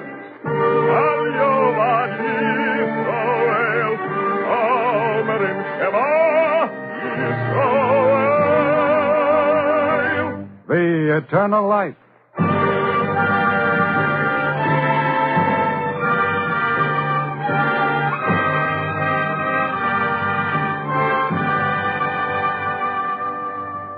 The National Broadcasting Company and its affiliated independent stations present The Eternal Light. This program comes to you under the auspices of the Jewish Theological Seminary of America. Our story today is Morton Wishengrad's The Ransom of Rabbi Meir, and features Juano Hernandez.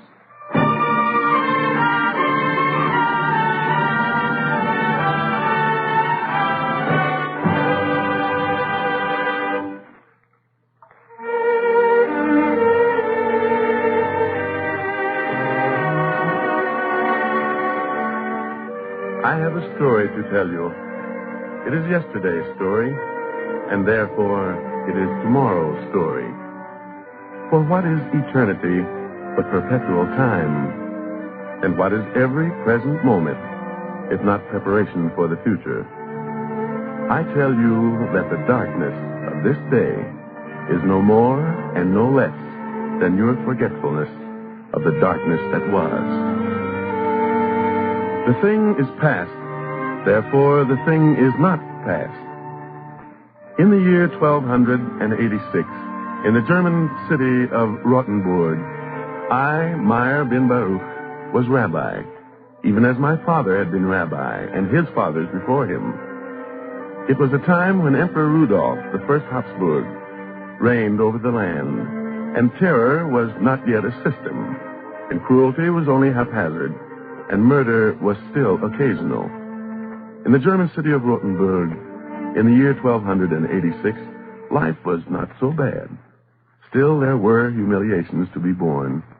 And Alexander ben Elisha, who was one of the congregation, was young and impatient and easily vexed. No, let me go back. Oh, Rabbi Meir, help us with him. Let me go back. I must go back. Do you want to be murdered? Alexander, do you want us all to be murdered? Rabbi Meir, tell him to stop. Israel, David, release him. Release him. Rabbi Meir, this young fool wishes to die, but I don't wish to die. I'm going back. You will stay here. Look at me. Am I made of iron? Is my flesh steel? Was I born only to endure? Alexander, what happened? I came to the city gate. Yes? The watchman stopped me. There's nothing wrong in that. A tax, he said. Jews and oxen pay 5 pennies tax. The fool, he struck the watchman. I can't stand it. They scorn us. They taunt us. They cry, where now is the rock of salvation? Why does he not stretch out his arm to uphold you? Rabbi Meir, I want to hide my face in the earth. Alexander, you still have a lesson to learn. It is easy enough to have compassion for the weak. I don't know what you mean. I mean that your humanity must also extend to the strong. They treat me as I wouldn't treat my dog. That is why the lesson is so hard. In the face of your humiliation, you must remember that your enemy is your fellow. Alexander, that is the tax you pay for being what you are. Then you say endure? Yes, Alexander. This is not the first humiliation. This is not the last. I say endure. Rabbi Meir, When my mother bore me, it was you who spoke a prayer over me. It was you, Rabbi Meir, who taught me to read. It was you who brought me my first prayer shawl and wept with me when my mother died. And now I'm ashamed of that. Ashamed for everything I owe you. Because, Rabbi Meir, you're a coward.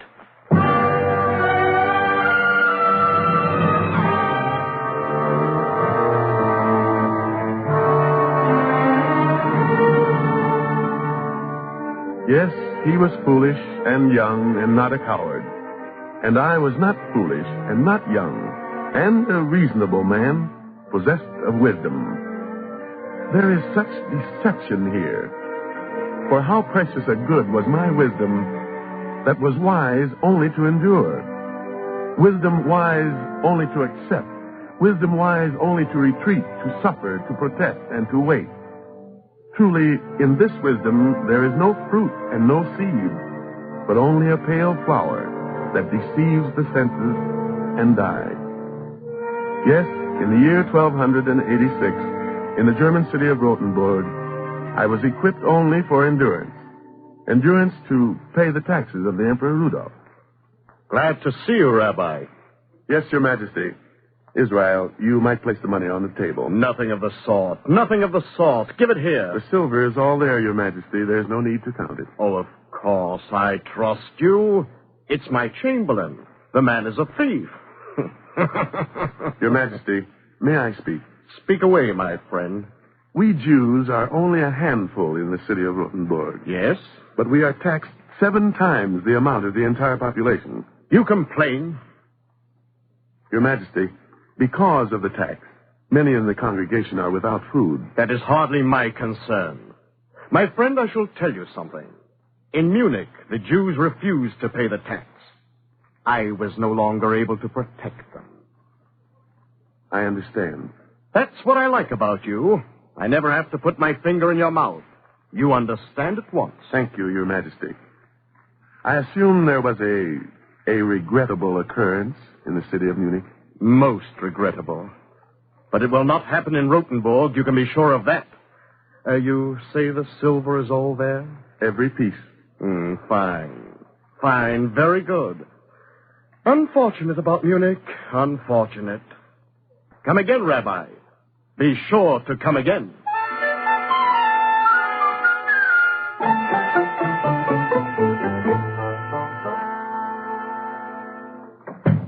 Is that you, Alexander? Yes. You sent for me? Don't stay near the door. Please come closer. You sent for me, Rabbi Meir. I came. Not with hostility, Alexander ben Elisha. Meir ben Baruch, I could never feel hostile toward you. I try, but I can't. I'm glad. When Israel and I returned from seeing the Emperor, people said you were missing. I went to Munich. Why Munich? A man told me that in Munich there were Israelites who were capable of resisting. Yes, they resisted. I've already heard. On October 11th, 180 men and women and children went to the synagogue to pray. Don't tell me any more. Then the mob came. The doors were barricaded from the outside. First smoke, then fire. Burned down. The synagogue, 180 men and women and children. Burned down. Baruch Dayanim. Rabbi Meir, it will not help them. Blessed be the righteous judge. I tell you, that will not help them. They died. It is now, it is since, it is always, it is never, it's ended, and it's newly begun. You must not lose yourself. They said to me in Munich, Alexander ben Elisha, we will not do this to you. No, you're from Rothenburg, and Rabbi Meir is a good man. You're safe. Alexander, don't raise your voice. I want to raise my voice. I'm Alexander ben Elisha. I'm a Jew. I'm a man. How dare they say to me, we will not harm you because Rabbi Meir is good and pious? How do they dare? They meant to reassure you. It was a curse. No one can say to me, Alexander, your existence on earth is justified because some of your people are good or noble or holy. Some of my people are not good and not noble and not holy. But we're people. People like other people. We're entitled to our ugly as well as to our good. If there are saints among us, they do not justify me. If there are sinners among us, they do not condemn me. Rabbi Meir, in the name of God, I'm a human being. I myself. I have a right to be judged for what I am. I deny nothing you say. But, Alexander, this is the year 1286. This is Germany. I wish to leave Germany. It is not allowed. My feet and my hands will allow it. Where will you go? To the Holy Land. Alexander, the Holy Land is far away. No, Rabbi Meir. The Holy Land is where it is. Only the Israelites are far away. Why do you wish to go? Because you want to escape? No, I'm tired of escaping. I want to go there because my prayers lead me there. The prayer of each day's service, of the Sabbath, of the festivals and the fast days, and the blowing of the ram's horn. Because I face toward Jerusalem when I pray. And now I would go to Jerusalem. Yes, I know. Alexander, this Sabbath you were absent. We read from Holy Scriptures. Then the Lord thy God will turn thy captivity, and have compassion upon thee, and will return and gather thee from all the peoples whither the Lord thy God hath scattered thee.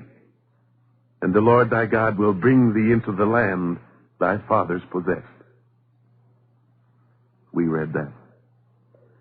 Come with me, Rabbi Meir. Do not let me go alone. No, I cannot. Let it be enough that I pray for Zion. God does not credit your intentions, but only your deeds. No, Alexander. To be old is to be past the deed. May God watch over you. Will you accept this, Rabbi Meir? This book? It is all I own. A few poems of Yehuda Halevi. All I own. He was like me. At least I want to think so. Keep this book and look at it sometimes. And try to think of me.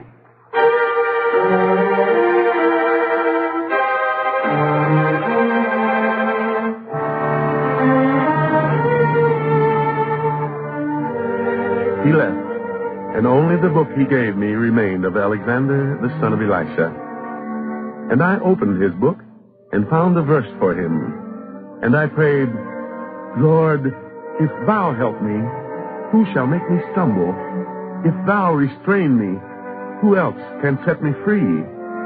Lord, teach me. Let me tread along thy truth, and gently lead me on in judgment, and condemn me not. Answer, O my God, and keep not silent. Redeem me now, I pray, and say unto thy servant, I am here.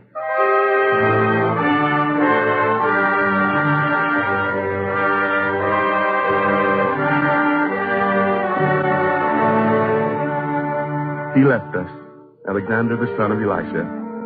He left us and was hardly gone when the mob rose again in the valley of the Rhine and seized our holy scrolls and burned them. In the year 1286, they burned the books, even the book with the words of Ecclesiastes.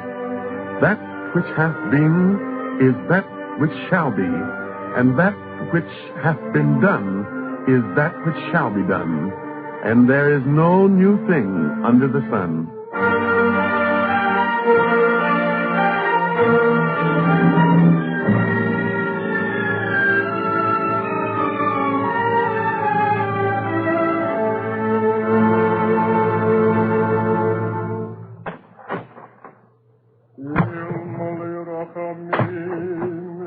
Rabbi Meir, they tried to stop us. Why didn't I try? You tried, Israel. We all tried. But they died, and we didn't die. They're better than we. They're dead, but they're better than we.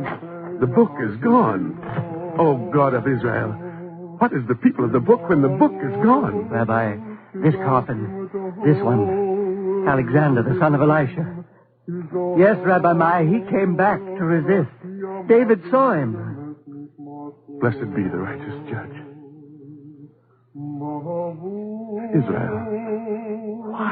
Why did he come back? I don't know. He was going to Jerusalem because of what is written in the book. Then he returned to save the book. He had to. Didn't he, Rabbi Meir? Didn't he?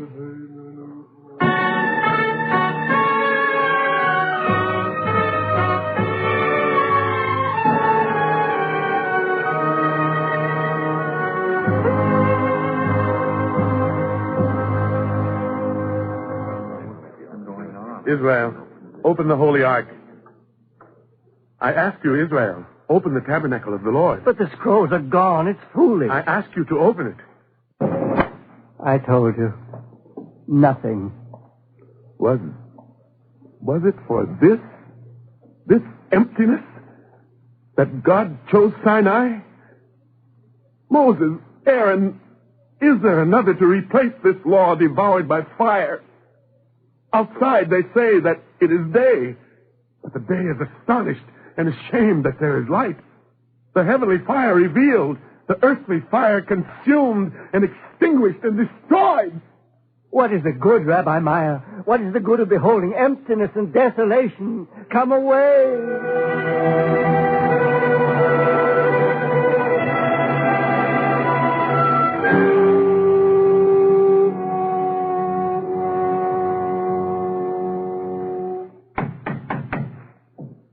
I leave you all the rest, Israel. I cannot take these things with me. Please accept them.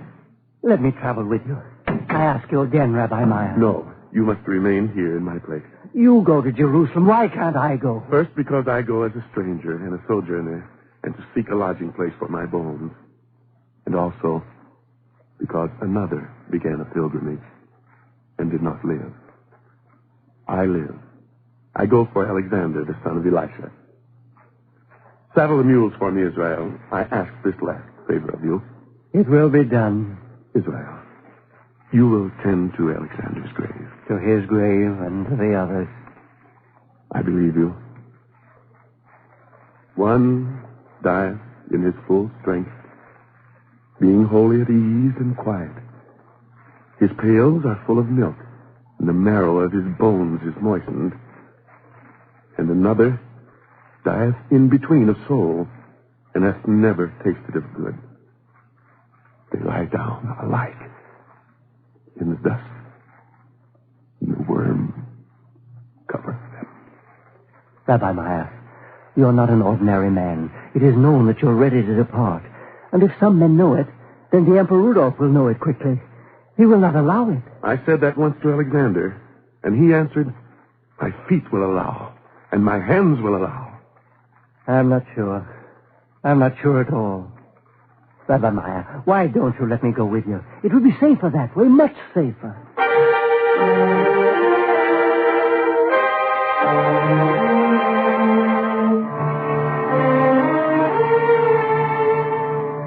In the year 1286, I, Rabbi Meir of Rothenburg, went out from the place of my birth toward the place of the book.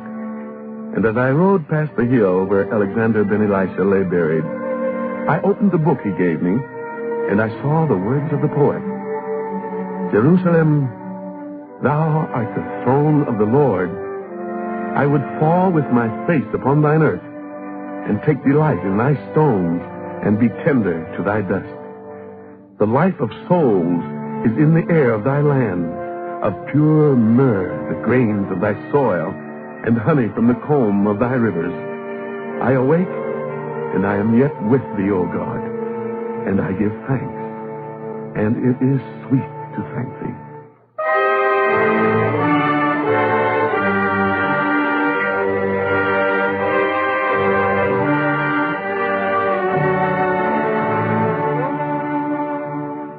I rode toward Zion, and it was as though the living air spoke to me and said, thine is strength, and thine is glory, and thine a robe of honor. Thine is light, like a sun that does not wane toward evening. Thine are the searchings out of counsel. Thine is dignity. Thine is the step to the fortress, built for a stronghold. So the living air seemed to speak to me. But the minions of Emperor Rudolph spoke differently. That's the one. Good. Seize the Jew and carry him to the dungeon.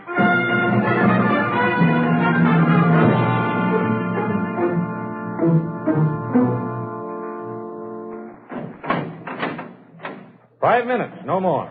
He's in there. Just 5 minutes. Meir ben Baruch. Israel. I came as soon as I heard. Rabbi Meir, where are you? I'm here. I can't see. It's dark. I see you, Israel. You grow accustomed to the dark. Yes, Israel, you You grow accustomed to the dark. Have they harmed you? Hardly. To Emperor Rudolph, I am worth half the royal treasury. I see you now. Are you well? I'm well. Rabbi Meir, what did you mean about the Emperor's treasury? He holds me for ransom. How much, Rabbi Meir? I might as well know. 20,000 pieces of gold. That isn't possible. 20,000 pieces of gold. That is the ransom. Then it will be done. Thank God you're known to all the Jews of Germany. I shall go to every city. We will find the money. Israel, your eyes may be accustomed to the darkness, but not so much darkness. I forbid it. But your life... If you ransom me, what will prevent Emperor Rudolph from seizing me again, from seizing other rabbis? It does not matter. I am no rabbi, but I know that it is written that the ransom of kidnapped Israelites must be collected and paid and delivered. Rabbi Meir, that is law. The law states also that nothing shall be done to make kidnapping a lucrative trade. I will come again. You will change your mind. Come again, Israel. But I will not change my mind.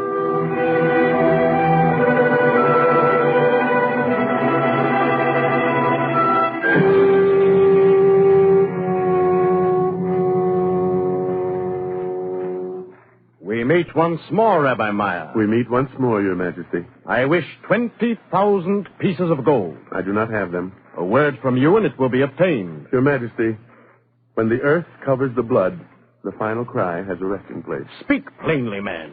You mean you will make me kill you? Is that it? I pray to God for life. I do not wish to die. You are either worth 20,000 gold pieces to me, or else, Rabbi Meir, you are worth nothing. And if you are worth nothing, well, then it will be nothing, and no one will help you. Your Majesty, in the Bible, it is written, "They are in the land of their enemies, but I will not reject them." All right. I quote the Bible too, Rabbi. Skin for skin. Yea, all that a man hath will he give for his life. Your Majesty quotes accurately, every word as it is written. Only, who said it? Satan. First Satan, now the ruler of Germany. Rabbi Meir, I shall bury you alive in the dungeon. I am buried alive now, Your Majesty. Buried alive in the coffin of my skin. Between death and me, there is but a single breath, the thickness of a fingernail, the whisper of a dream. I do not understand you. I think you do not understand yourself. I offer you your life for a ransom. Rabbi Meir, tell them to deliver the ransom. A young man named Alexander ben Elisha was right. You did not know him. No one knew him, nor heard of him, nor even saw him. But he was right. Now, for those who do not die, there is only one ransom. A ransom in the land that is full of gates, the place of hope, wherein we may trust, where there is a tongue of healing for bodies and life for flesh. Jailer, take him back to his dungeon and let him rot there.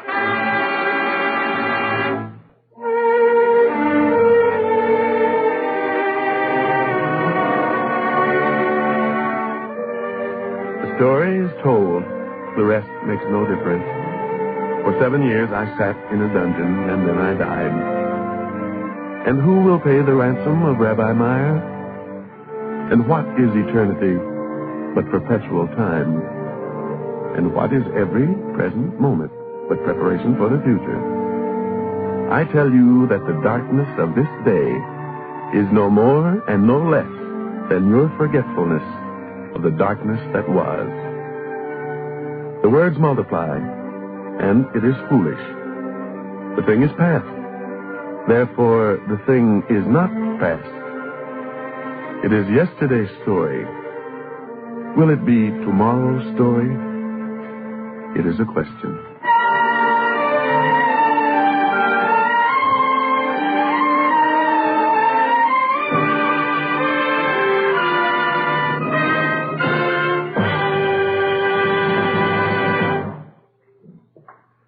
If you would like a free copy of today's script, write to The Eternal Light, 3080 Broadway, New York, 27 New York.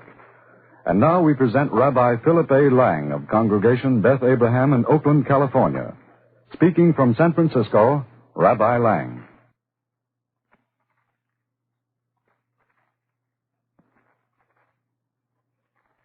We have just heard the dramatic story of Rabbi Meir of Rothenburg, outstanding Jewish leader in the Germany of the 13th century. unable to stand the oppression to which he and his people had been subjected, Rabbi Meir led a caravan of pilgrims who hoped to find a resting place in the land of their fathers in Palestine. But the rabbi was seized and imprisoned in a fortress. Emperor Rudolph demanded a huge ransom for his release. His faithful flock proceeded to gather the gigantic amount, but the saintly teacher refused to be ransomed. My ransoming, he said, would set an example for profitable kidnapping of people. I rather remain in prison. For 7 years, his disciples came to him to his fortress jail to receive decisions from his lips. For 7 years he languished in jail, rather than to be released upon such conditions, until finally his great soul was liberated into the freedom of death. That is the undying story of the ransom of Rabbi Meir. Today, in the middle of the 20th century, the ages again meet with the story of Rabbi Meir. Once again, the children of Israel, in what had been formerly North Europe, survivors of 6 million martyred Jewish dead, once again set their faces to the land of their forefathers, to the land of Palestine. And may the immortal story of eternal Israel, as enacted through the drama of the ransom of Rabbi Meir, under the auspices of the Jewish Theological Seminary of America, be an inspiration to us all to guide us to a nobler destiny. This week also, we lift our prayers on behalf of that great mother of humanity, the American Red Cross, asking us all to contribute to that great organization so that its work may be continued on behalf of the sufferers of mankind. And may the nations of the world learn to work together in justice and peace, so that the humblest and weakest will have their God-given right to live. Ish tahas gafno v'sachas teino so, le'in machrid. Each under his own vine and under his own fig tree, and there shall be none to make him afraid. Thank you, Rabbi Lang.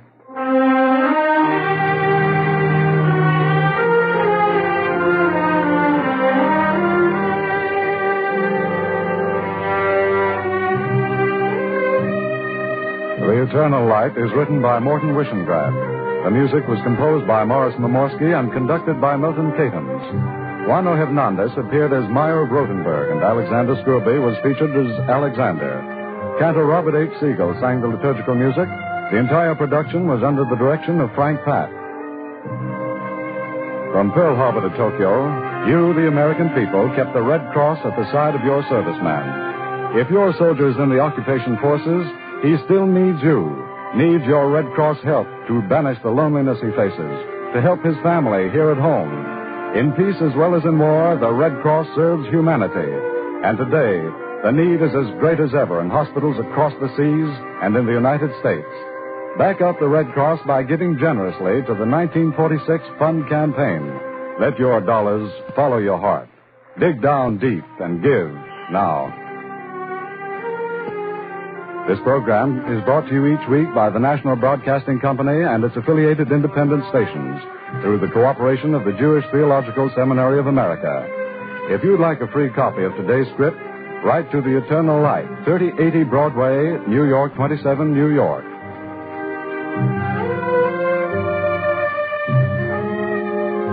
This is NBC, the National Broadcasting Company.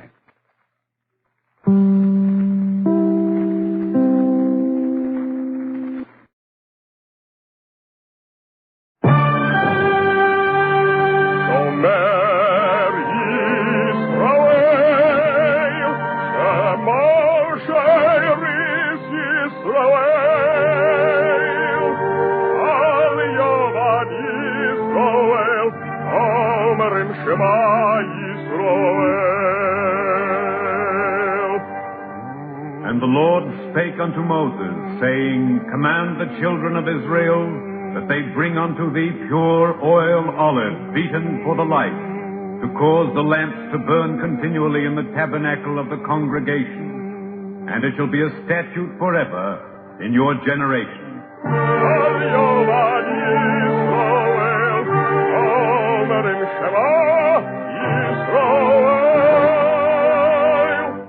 The Eternal Light.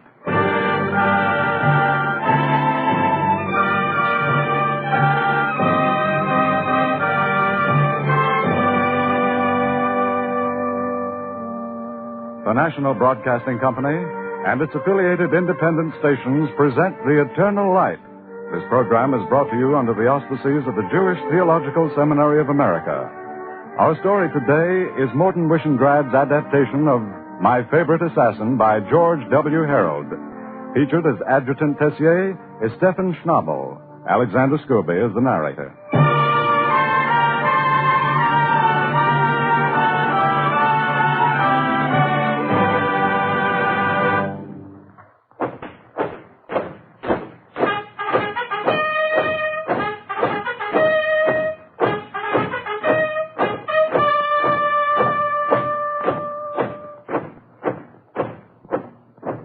I shall not tell you my name. I'm important to this story only because I know the facts. The facts are not about me, but about Adjutant Chief Ernest Tessier, officer of the French Foreign Legion. This is a true story. These are the facts in the order that I learned them.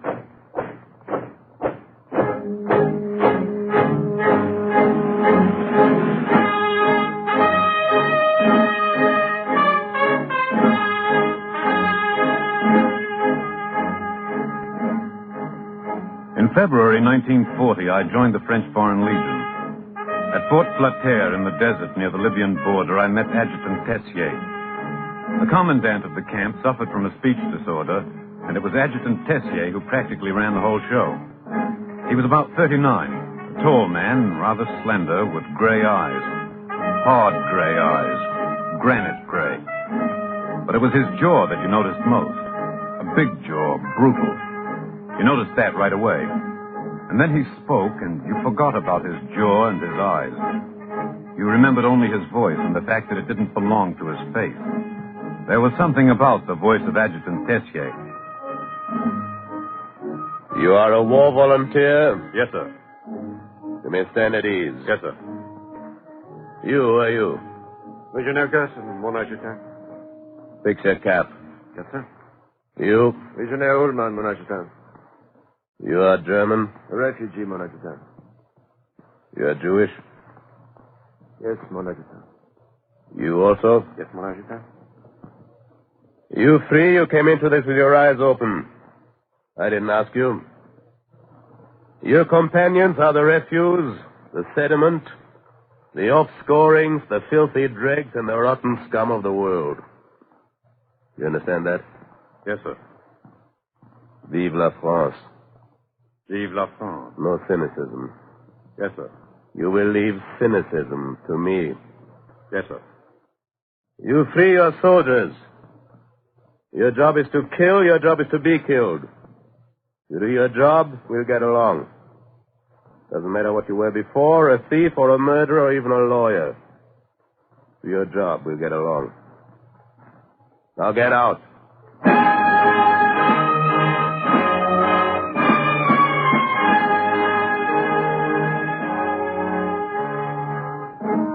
We found out about him. Tessier did not speak for effect. He spoke with an ironical politeness, but he held the power of life and death over us. We knew it. We knew it in the look of his eyes, and the brutal line of his jaw, and the almost priest-like softness of his voice. And we knew it most when he drilled us under the blazing, fatal sun of the Sahara Desert. Company, column right, march. 2 hours in the sun. Company, column left, march. The thermometer 135 degrees. Column right, march. The hot sand burning through our shoes. To the rear, march. His voice unchanging, implacable. To the rear, march. And there was something diabolical in his fine, judicious measurement of the limit of our endurance. Company, halt. Ladies. My compliments, gentlemen. Faultless execution, the precision of the ballet. Legionnaire Gerson. Yes, mon adjutant. You march with 3 feet, don't you? 2 feet, mon adjutant. Thank you, I'm reassured. Legionnaire Ullman. Yes, sir. In the future, do not fall upon your face as often. It is disturbing. Yes, sir. We've rested enough. Company, attention! Company, march! To the rear, march! Column left, march! Column right, march! Column left, march! To the rear, march! Column right!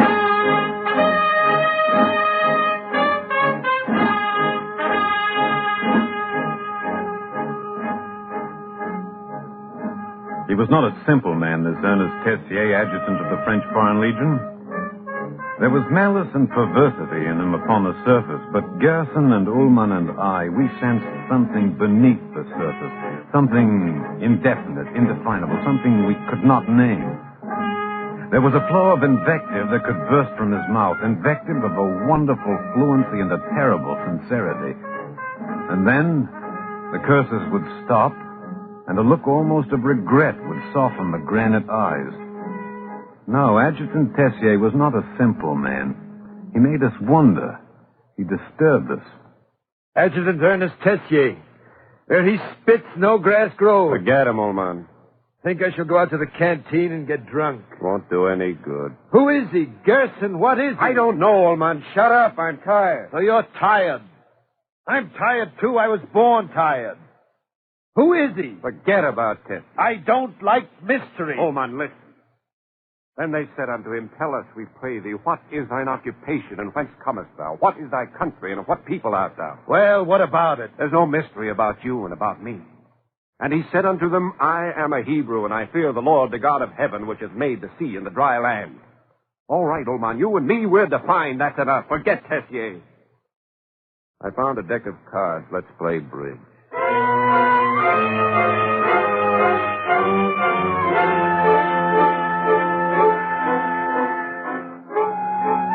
So I played bridge with 2 Jewish refugees.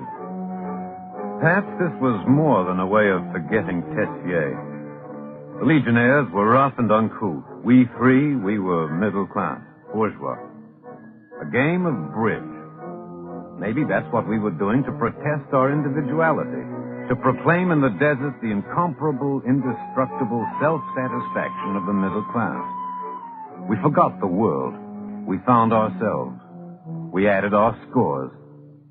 But we were vulnerable. Well. Keep seated, gentlemen. Why should you bother to salute me? After all, I'm only the adjutant-chief here. Beg your pardon, sir. Not at all, Gerson. This is a tropical pleasure resort. No, sir. You and your friends, you're merely vacationists. You 3, you will report to my quarters at 9 o'clock. Yes, sir.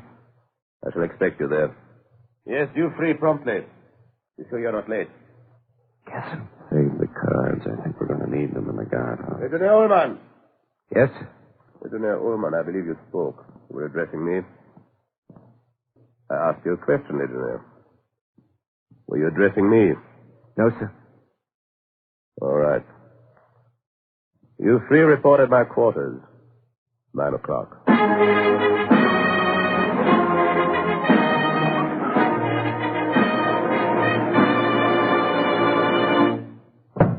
Well? We're here, mon adjutant. Sit down. I said sit down. Yes, sir. Intimidated? Yes, Gerson? No. I mean, yes, sir. I've got a bottle here. Wine isn't good, but wine.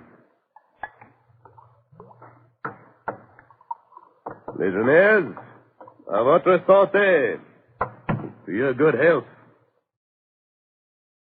I said to your good health. Drink.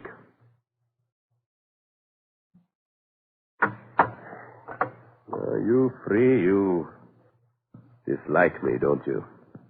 Yes, Gerson? No, sir. You are an honest man, Gerson. You don't dislike me. You hate me. You believe in the exact use of words, don't you? In Germany, mon adjutant, I was a philologist. Yes, I know. You free, you're the first civilized people I've seen in this Sahara hellhole for a long time. Drink the rest of your wine, gentlemen, and let us play bridge.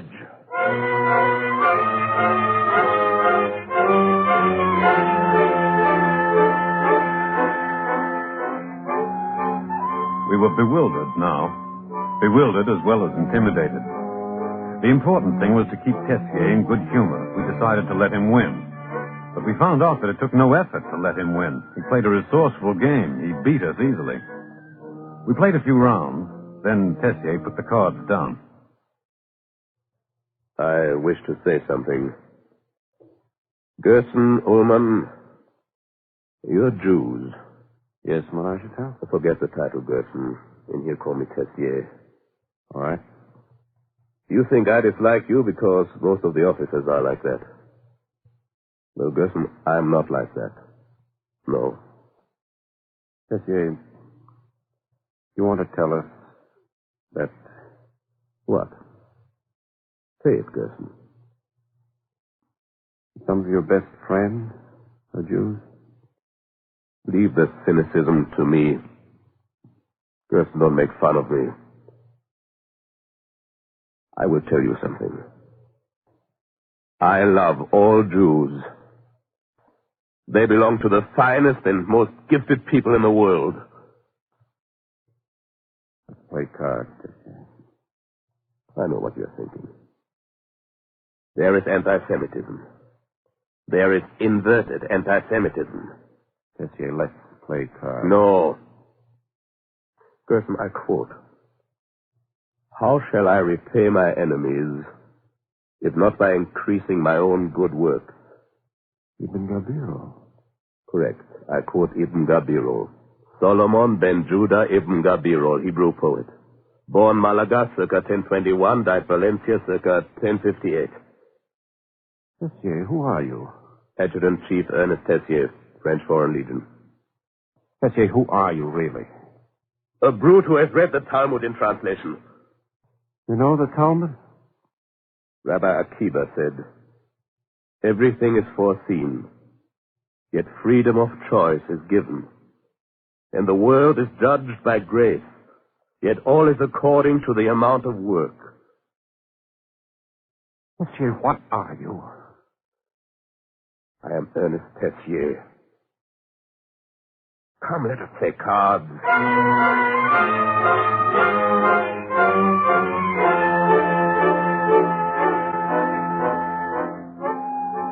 His eyes had turned hard again. There were no further questions. But we continued to play with him now every day after retreat.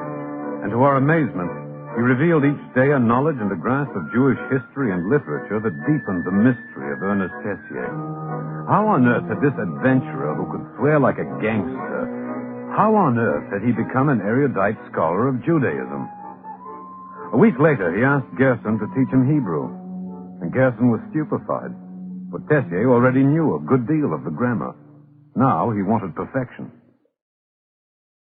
My accent is not good. I understand the meanings, but I've learned the words from books. Now, Gerson, you teach me. All right, Tessier. Breshis boro Elohim es hashamayim v'es haaretz. You understand? Yes, in the beginning God created the heaven and the earth. Mm-hmm. Bereshis boro Elohim es hashomayim ve'es ha'oretz. I will turn here. Vayivro Elohim es ha'odom b'tzalmo. And God created man in his own image. Vayivro Elohim es ha'odom b'tzalmo. And God blessed them and said unto them, be fruitful and multiply. Vayivorech osom Elohim, vayomer lohem Elohim, tru orevu umilu es ha'oretz. Ha'oretz. Guess my accent is quite bad, isn't it? I'll try to say it this way. Vayavorech osom Elohim, vayomer lohem Elohim, tru orevu umilu es ha'oretz. I'll try, Gerson. I'm grateful. Let's go on with the lesson.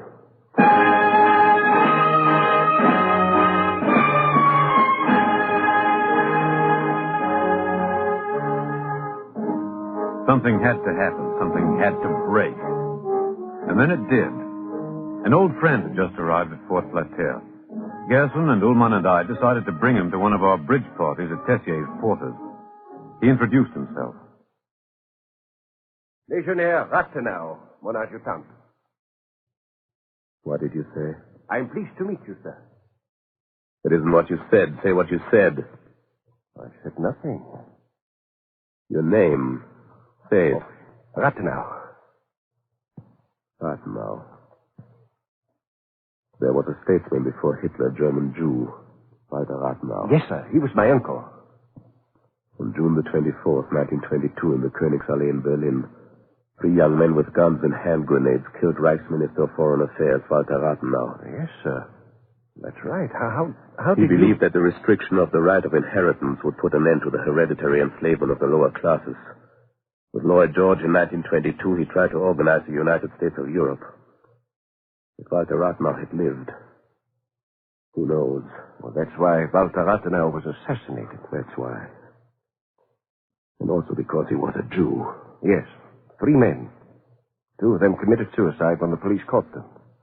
The third man, who was 21, was surrendered to the police by his own relatives. His name was Ernst Werner Teschel. He was sentenced to 15 years in jail. Gerson? Do you still want to ask questions? No. Anyone else? No. Legionnaire Rathenau? Yes, Tessier? Not Tessier. Ernst Werner Teschel. You stand in front of one of your murderers of your uncle. Not a single muscle moved in Tessier's face, but his face was pale. The terrible pallor that should never blanch the face of a man alive, the pallor that comes from memory. Tessier began to speak. I was released from prison in 1927. Good behavior.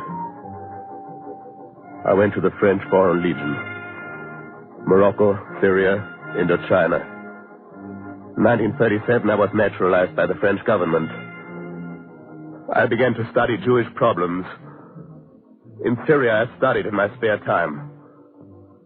I discovered that the Nazis had falsified all the facts of Jewish history in order to get a pretext for committing excesses. I want to right a wrong. That's all. He stopped speaking. In the dim candlelight, his features had lost their brutality. He suddenly looked old and tired. There wasn't much left to say. Rathenau squeezed the hand of his uncle's murderer. There was nothing to say. Then Gerson asked the question. Why weren't you executed for the murder of Rathenau? Open the drawer, Gerson. This one? One next to it. A sheet of paper, do you see it? Turned slightly yellow. I have it. Walter Rathenau's mother wrote the words written on it.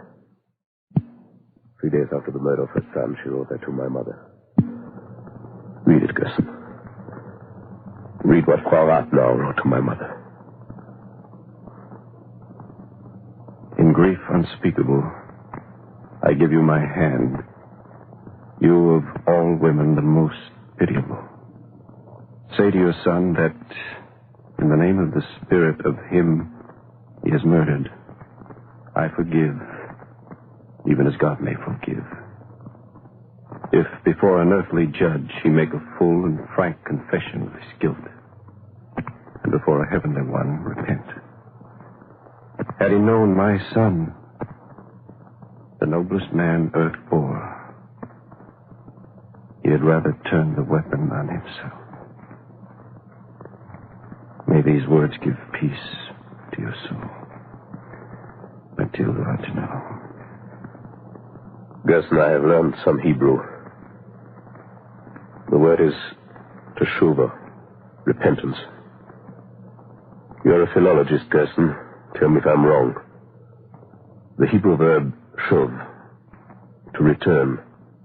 Tessier, in the Talmud it is written, repentance absolves from sins against God, but sins against man are absolved only when restitution has been made to man. I should have been killed before. Would have been preferable. Now I must make payment. I must be Tesho, not Tessier. Gerson, the Talmud is right. I must make restitution.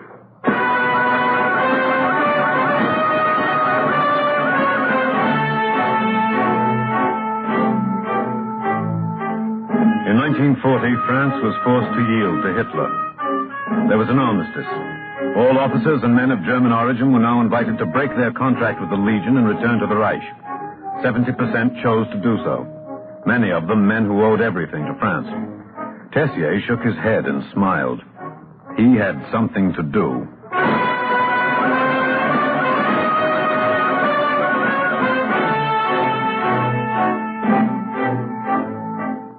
In February 1941, I met Ernest Tessier again in Marseille.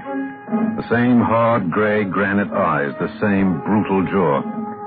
He was dressed like a dock worker. It was obviously a disguise. We met in a cheap harbor bistro. Drink? Thanks. Tell me, do you know any Jews? Jews I could help to get out of here. Is that what you're doing? Yes. It's teshuvah. Remember that word? I remember.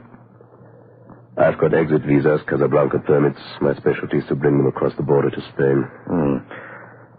I know a few people who'd be interested, Tessier. I suppose it's a question of money, huh? Those who have some money, good. It doesn't bother me. If they haven't any money, they're scared for nothing. Tessier, how many have you brought out? So far? Yes. 700. 700 human beings so far.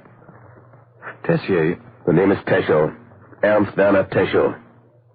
Men cannot find repentance or salvation when they deny their name. My name is Tesho. I am the assassin of the men who could have saved Germany.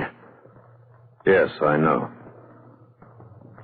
If Frau Rathenau was still alive, I think I could go to her and say that you are making restitution. I don't know. To every Jew alive, I could get down on my knees and beg for pardon. But to the millions who are dead, because I helped to kill them, what shall I say?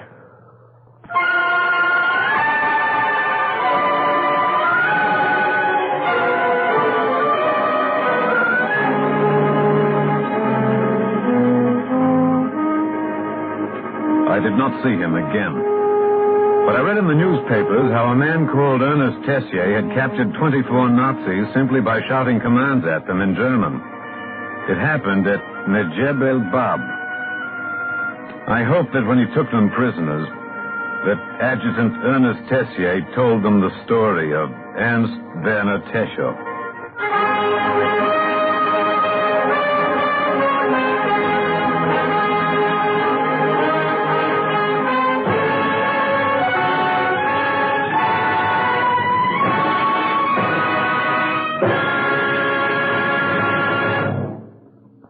If you would like a free copy of the script just heard, write to The Eternal Light, 3080 Broadway, New York 27, New York.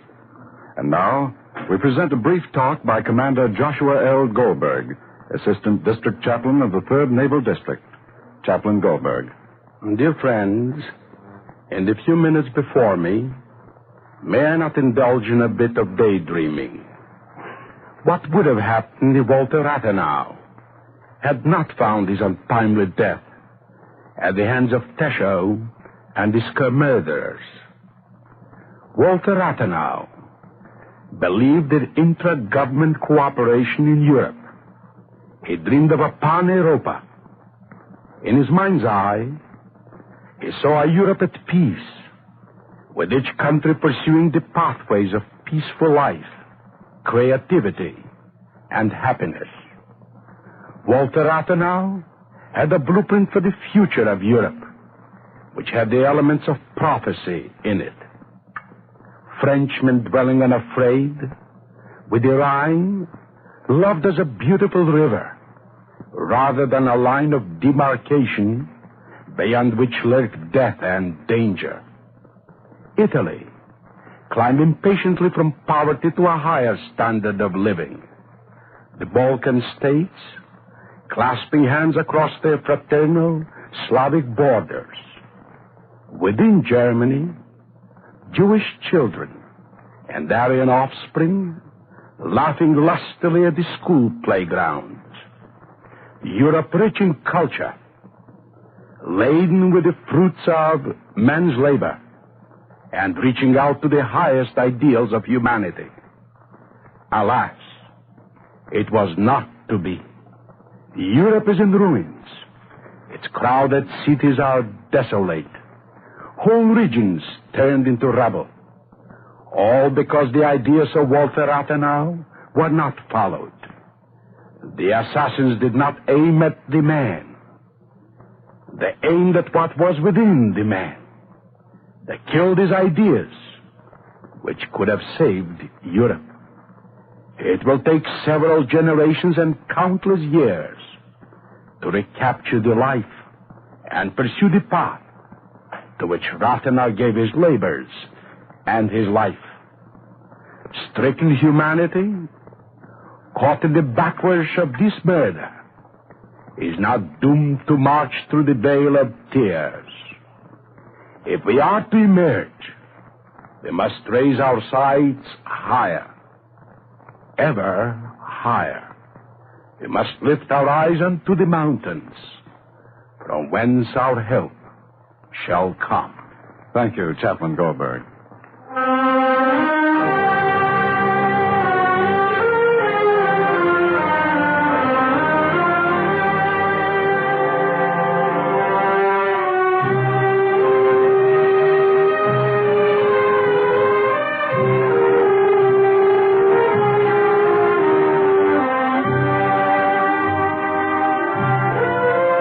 Today was an adaptation by Morton Wishengrad of the article My Favorite Assassin by George W. Harold, which appeared in Harper's Magazine in April 1943. The music was composed by Morris Momorsky and conducted by Milton Catons. Featured as Adjutant Tessier was Stephen Schnabel. Roger de Koven appeared as Legionnaire Gerson, and Alexander Skirby was the narrator. The liturgical introduction was sung by Cantor Robert H. Siegel, and the entire production was under the direction of Frank Papp. If you'd like a free copy of today's script, write to The Eternal Light, 3080 Broadway, New York 27, New York. This program is a weekly presentation of the National Broadcasting Company and its affiliated independent stations, and comes to you under the auspices of the Jewish Theological Seminary of America.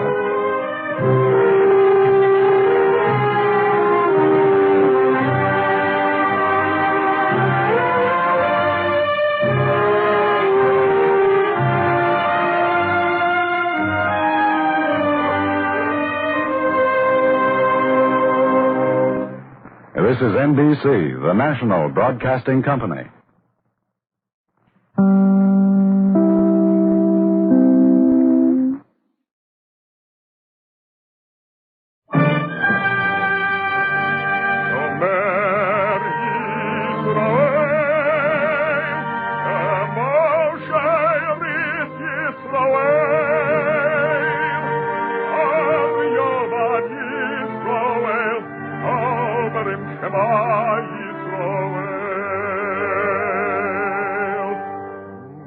And the Lord spake unto Moses, saying, Command the children of Israel that they bring unto thee pure oil olive, beaten for the light, to cause the lamps to burn continually in the tabernacle of the congregation. And it shall be a statute forever in your generation.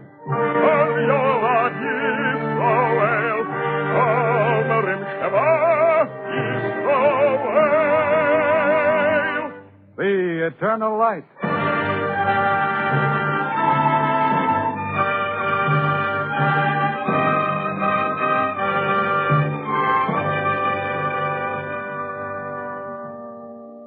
The National Broadcasting Company and its affiliated independent stations present The Eternal Light.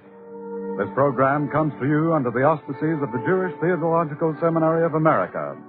Our story today is Morton Wishengradz's The Great Purim Scandal, freely adapted from section of Maurice Samuel's modern classic, The World of Shalom Aleichem, and featured in the role of narrator is Alan Reed.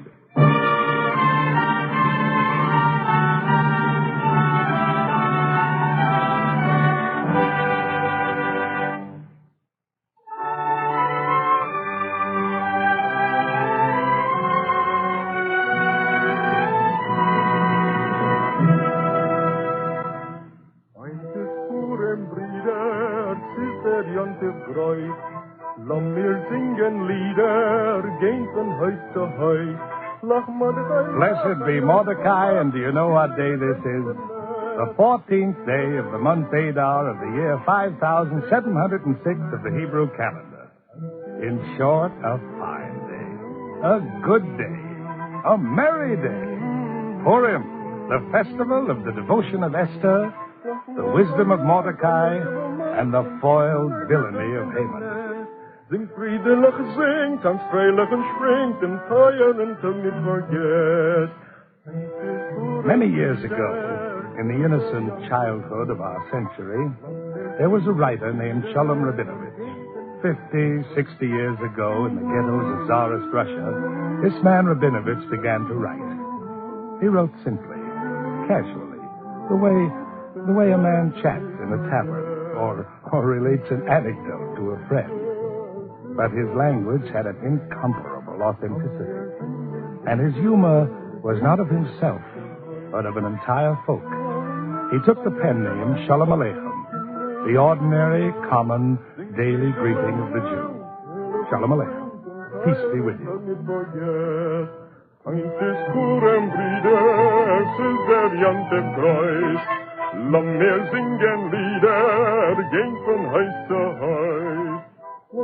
In the little village of Kozrilivki, in the world of Shalom Aleichem, once there was a great Purim scandal.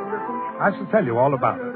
But first, our cast of characters, our dramatis personae. First is me. I am always first. Naphtali with the legs. Pleased to meet you. Reb Isaac the storekeeper at your service. 1 a year Isaac, they call me. I'm his wife. Lotta is my name. Every year I have a child. Like clockwork. I am Nechama the Black, to distinguish me from Nechama who has red hair. I am the servant of Lotta in the 1 a year. Reb Yossi the storekeeper, and business is bad. Better call me Yossi the wash rag. Zelda's my wife. I'm henpecked. A black lie. Yossi, take your dirty feet off my clean kitchen floor this very minute. Nechama the Red, that's me. Servant to Zelda and Yossi the wash rag. It's a dog's life. The main characters in the story of the great Purim scandal of Kozrilivki. The main characters, except for one. Reb Yosifel, the rabbi. Old, honored, saintly. Men are not wicked through choice. There is no sinfulness, only childishness and error and misunderstanding. We are nearly finished with the introduction. All we need now is a glossary of terms. Nash. A nash, the noun. To nash, the verb. What is a nash? A between-meal snack. A sample. A lick of the tongue. A tidbit. No, not good enough. A nash is a nash. Hamantash. Hamantash. A special Purim cake. Haman's hat, triangular in shape, with a sweet, hard crust and a stuffing of poppy seed, ground nuts, and honey. Purim without Hamantash is Hamlet without the prince. Shalach Monis. Shalach Monis. Platters of sweetmeat. On Purim, it is a semi-religious rite to send round plates of cakes and cookies and scones. Remember the word. Shalach Monis. It is very important to our story. Well, now we can begin.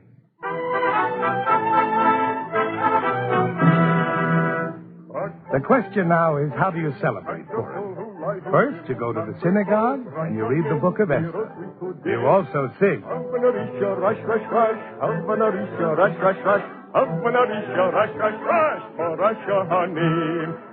Everyone sings. Naphtali with the legs, he sings. Yossi the wash rag, he sings. Nosy Beryl, he sings through his nose. Reb Yosefel quavers in his old station tenor. Everyone sings.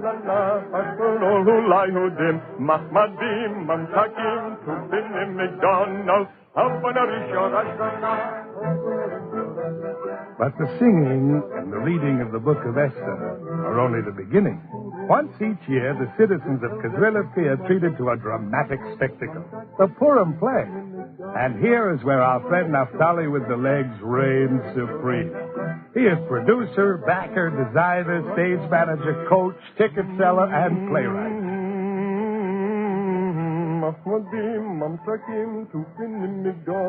Naphtali is also something in addition. On Purim, he is the chief unofficial interpreter, critic, and commentator on the Book of Esther. Quiet! I, Naphtali with the legs, ask quiet. Behold me, everybody.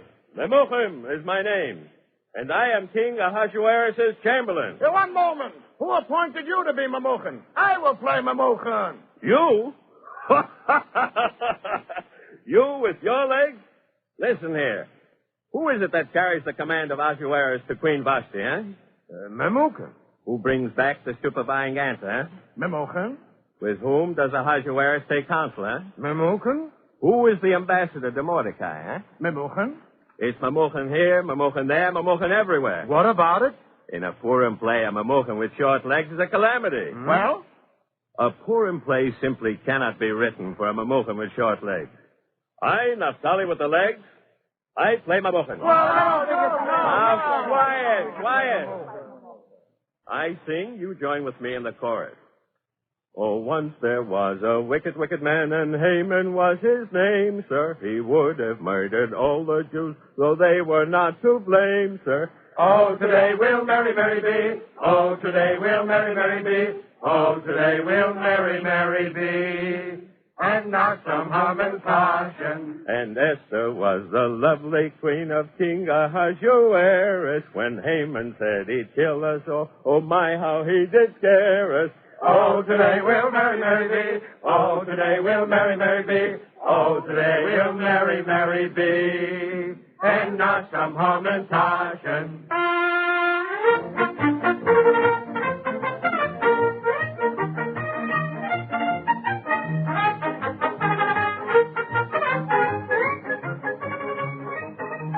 On this same inspired level, the Purim play proceeded. Through the dethronement of Vashti, the election of Esther, the refusal of Mordecai to humble himself before Haman, Haman's revenge, the providential sleeplessness of the king, the banquet of Esther, and the downfall of Haman. Now, this was all according to the timeless custom of Kazrilivki. However, in another part of the village, there was the beginning of a great scandal. It began with a cloud no larger than a man's hand. As a matter of fact, it was a man's hand.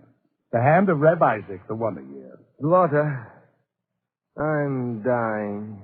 On Purim, Isaac? Impossible. I tell you I'm dying. You mean you're not feeling well? How can you nag a man at a time like this?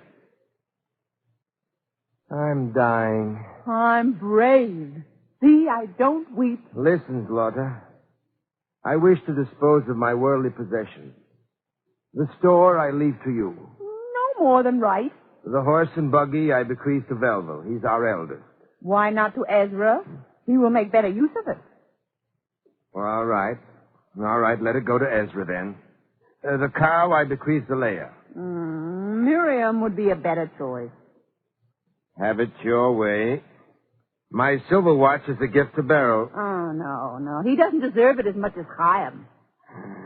Have it your way, Slaughter. My snuff box then to Beryl. He isn't worth a pinch of snuff. Give it to Zalman. Slaughter. Yes, Isaac.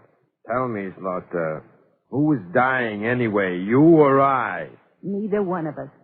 Nechama the Black, where are you? It's time to deliver the Shalachmanis platters.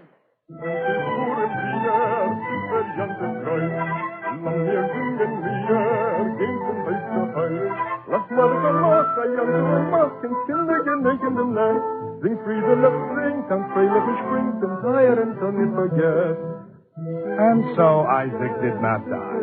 Not this one. Let us digress for a moment from our other digression. How many children was Isaac the one? He contents himself with the word multitude. Now, this is not carelessness, but good manners. After all, what business is it of ours how many children Isaac or Naphtali bring into the world? Do we have to support them? Are they in our way? A well-bred Kazmilevite, compelled to count the members of his family or someone else's family, always says, Well, Velvel is not 1. Ezra is not 2. Leah is not 3. Miriam is not 4. Beryl is not 5. Chayim is not 6. Zalman is not 7. Sarah is not 8. Aaron is not 9. David is not 10. And then there is little Levi, which makes a total of not 11. May they live 120 years.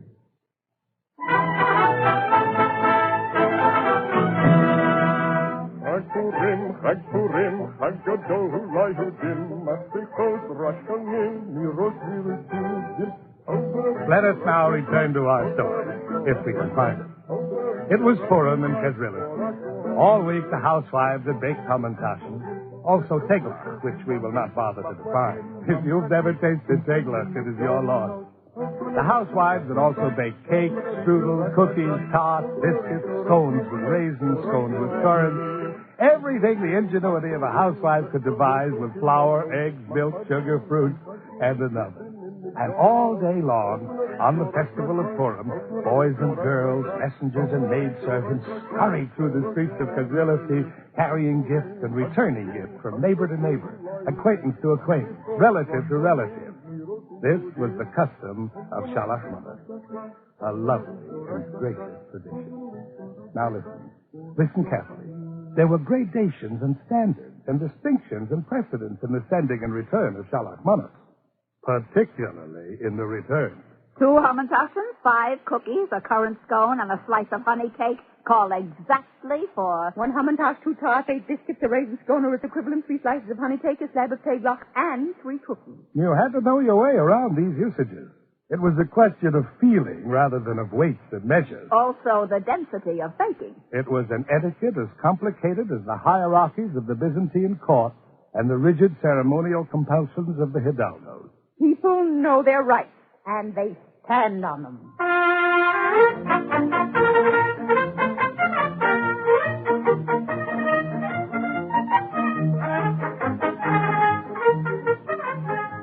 Where is the scandal, you may ask? Don't be impatient. We're coming to it. Everything in time. Now, there were 2 Nechamas. Nechama the Black, who worked for Zlata and Reb Isaac. My pay is 4.5 rubles a season, 6 months, plus clothes and shoes. There was also Nechama the Red, who worked for Reb Yossi, the wash rag and Zelda. 6 rubles a season. No clothes, no shoes. On this Purim in question, Nechama the Red and Nechama the Black came face to face as they were carrying their covered trays of Shalachmanis. It was a happy meeting. I'm tired. So am I. What's your next stop? Your employer's house. That's funny. My next stop is to your employer's. So you're hungry, too? Starving. If we took a little, it wouldn't hurt. Especially if we balanced what we take. Right. What I take from my platter, you take from your platter. You're a genius. I'll take this piece of honey cake. And I'll take this currant scone, this cookie, and this biscuit. Balances perfectly. Nechama the Black, you're a genius. Stop talking so much and eat. Chag Purim, Said and done. They stopped talking and they ate. A little from each tray. Then a little more. Then a little more than a little. But what was the difference? It was perfectly matched. The equilibrium was undisturbed. Who was the loser? Alas, they were only two foolish girls. For they left two fatal considerations out of count.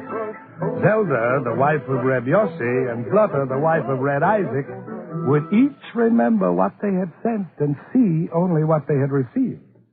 Nechama the Black brought her depleted shipment to Zelda, the wife of Reb Yossi the Washrag. Zelda looked. She gasped. She shrieked. Then she spoke through her clenched teeth.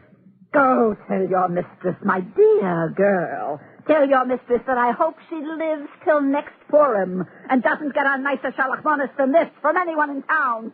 Nechama the Red brought her diminished offering to Zlota, the wife of Reb Isaac. First, she fainted.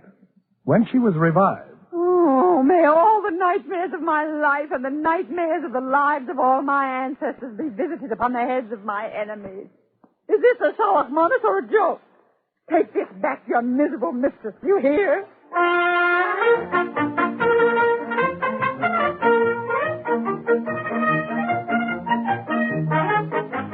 Now, this would have been bad enough if the Washrag and the One-A-Year had been mere acquaintances. But their two stores stood side by side. They lent each other a couple of rubles now and then. They visited each other's homes on the Sabbath. Their wives, too, were on friendly terms, exchanging pots and candles. Friends, however, have larger foundations to erect a quarrel than have mere acquaintances. Reb Yossi and Reb Isaac were well primed by their wives. The morning after, they opened their stores as usual, each one waiting for the other to say good morning in order that he might not answer. They stood grimly, hour after hour, humming. Hours humming. Glowering, seething, until finally their respective wives arrived. Good morning, Isaac. Good morning, Zelda. Good morning, Yossi. Good morning, Zelda. Isaac, why don't you thank your friend for the wonderful shalachmanis he sent us yesterday? Yossi, have you returned adequate thanks for the noble present we received? I don't speak to a washrag. I wouldn't answer a One-A-Year. May you not crawl up perpendicular walls. May you not have a searing pain in the seventh liver. May there never be a black, desolate year for someone I won't mention. May there never come a weeping and a creeping, a bawling and a crawling, a plague and an ague, a drying and a frying. Also for someone I will not mention. You're stepping on my foot. Whose foot? Zelda, do you see anybody's foot? Let go my ear. Zlota, do you see an ear?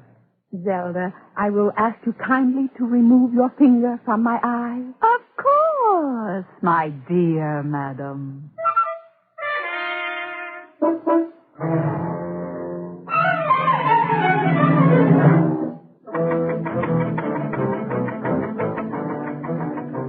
There you had it. A scandal. In less time than it takes to put on a prayer shawl, the battle was joined. The market came to light. Half the town assembled to separate the combatants. The other half joined in the mix. Before the day was over, One-A-Year Isaac and Yossi the Washrag invaded the office of the prefect of police to lodge charges of libel, malicious slander, assault, and battery. With them came their wives, relatives, acquaintances, and enemies.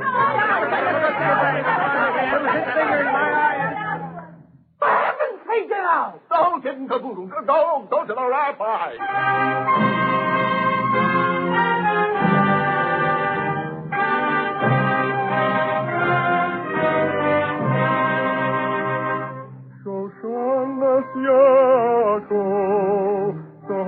So they went to Reb Yosefel. And Reb Yosefel was nodding while the cantor sang. After all, what day was this? What festival was this? Patient, wise, long-suffering Reb Yosefel. He was more than a rabbi. He was the soul of Kesrivet. And he was listening to the singing because it was Purim and a merry day. Such an insult, I can't stand it. That should never be heard again.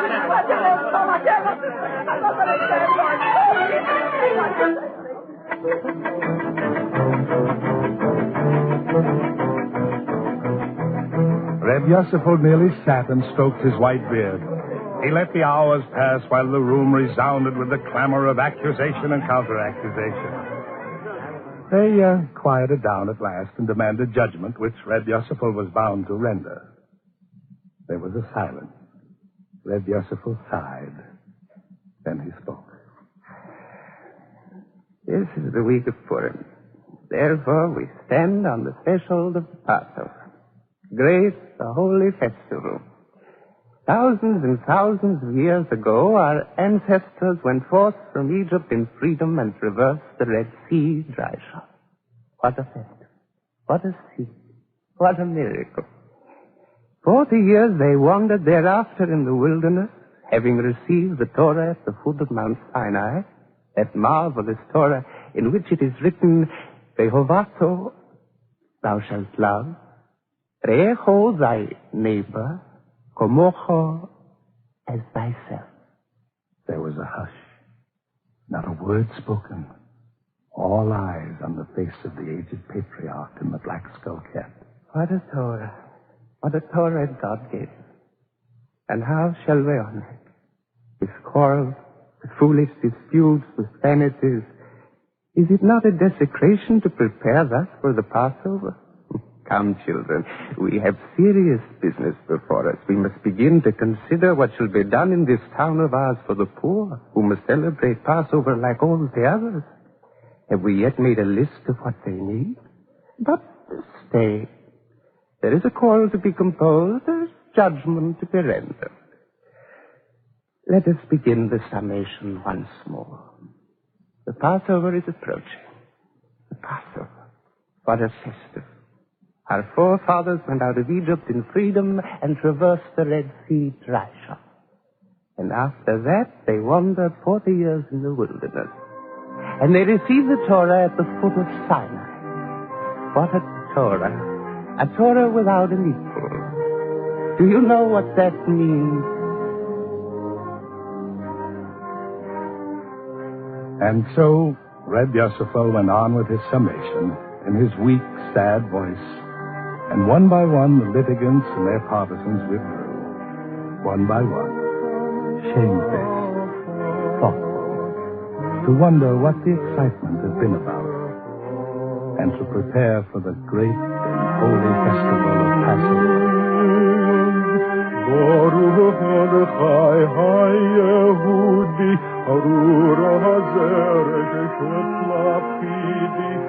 And all was quiet in the little village of Kazilaki. Still. Not a sound. Still as the Sabbath. And all that was heard was a voice singing of Mordecai, who had been wise, and Esther, who had been good, and Haman, who had been defeated.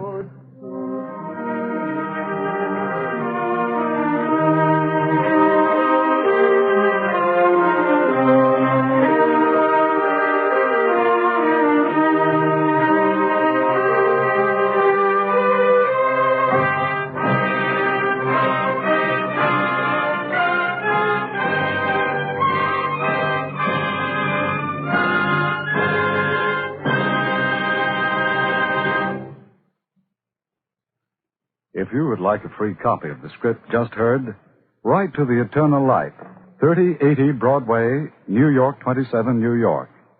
And now, we present Rabbi Goodman A. Rose of Congregation Beth Shalom of Pittsburgh, Pennsylvania. Speaking from Pittsburgh, Rabbi Rose.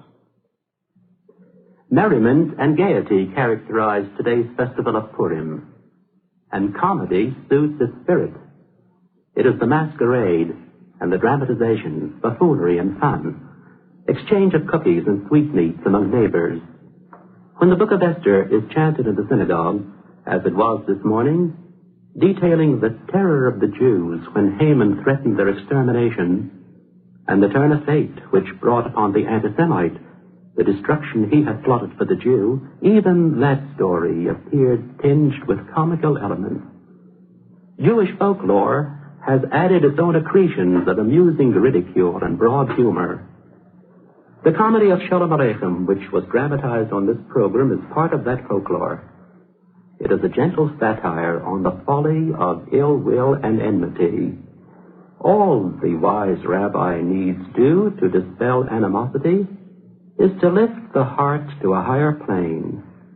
They think of the wonderful Torah, which is their common spiritual heritage, of the poor, whom they must help enjoy a happy holiday, and of the Passover holiday itself, symbol of freedom, and their petty conflicts are forgotten.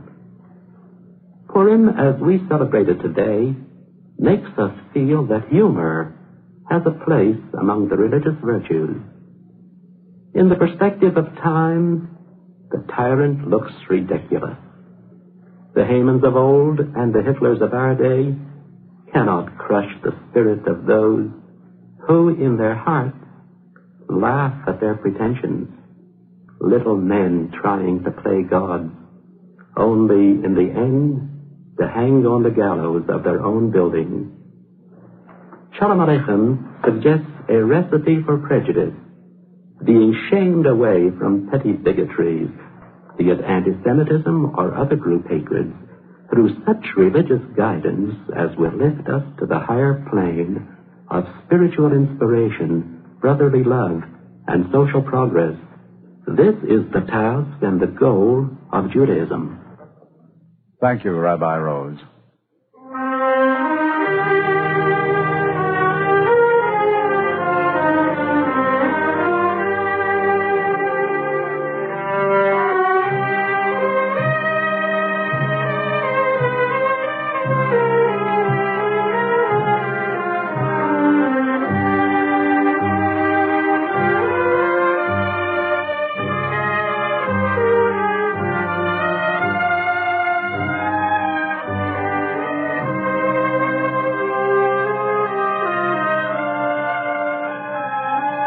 The Eternal Light is written by Morton Wishengrad. The music is composed by Morris Momorsky and conducted by Milton Catons. The narrator was played by Alan Reed. Cantor Robert H. Siegel was the soloist. We wish to acknowledge the courtesy of Maurice Samuel for permission to use material contained in his book, The World of Shalom Aleichem, published by Alfred A. Knopf. The entire production is under the direction of Frank Patt.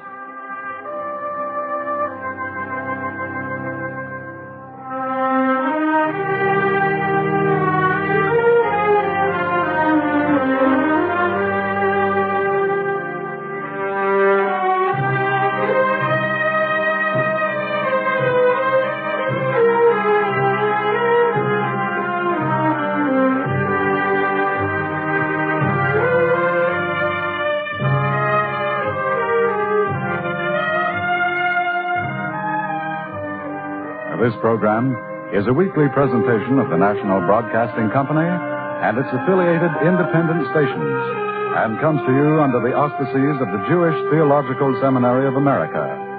If you would like a free copy of today's script, write to The Eternal Light, 3080 Broadway, New York 27, New York.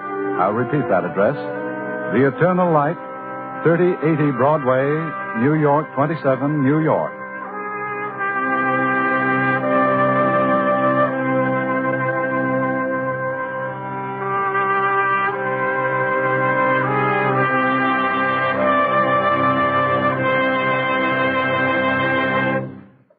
This is NBC, the National Broadcasting Company.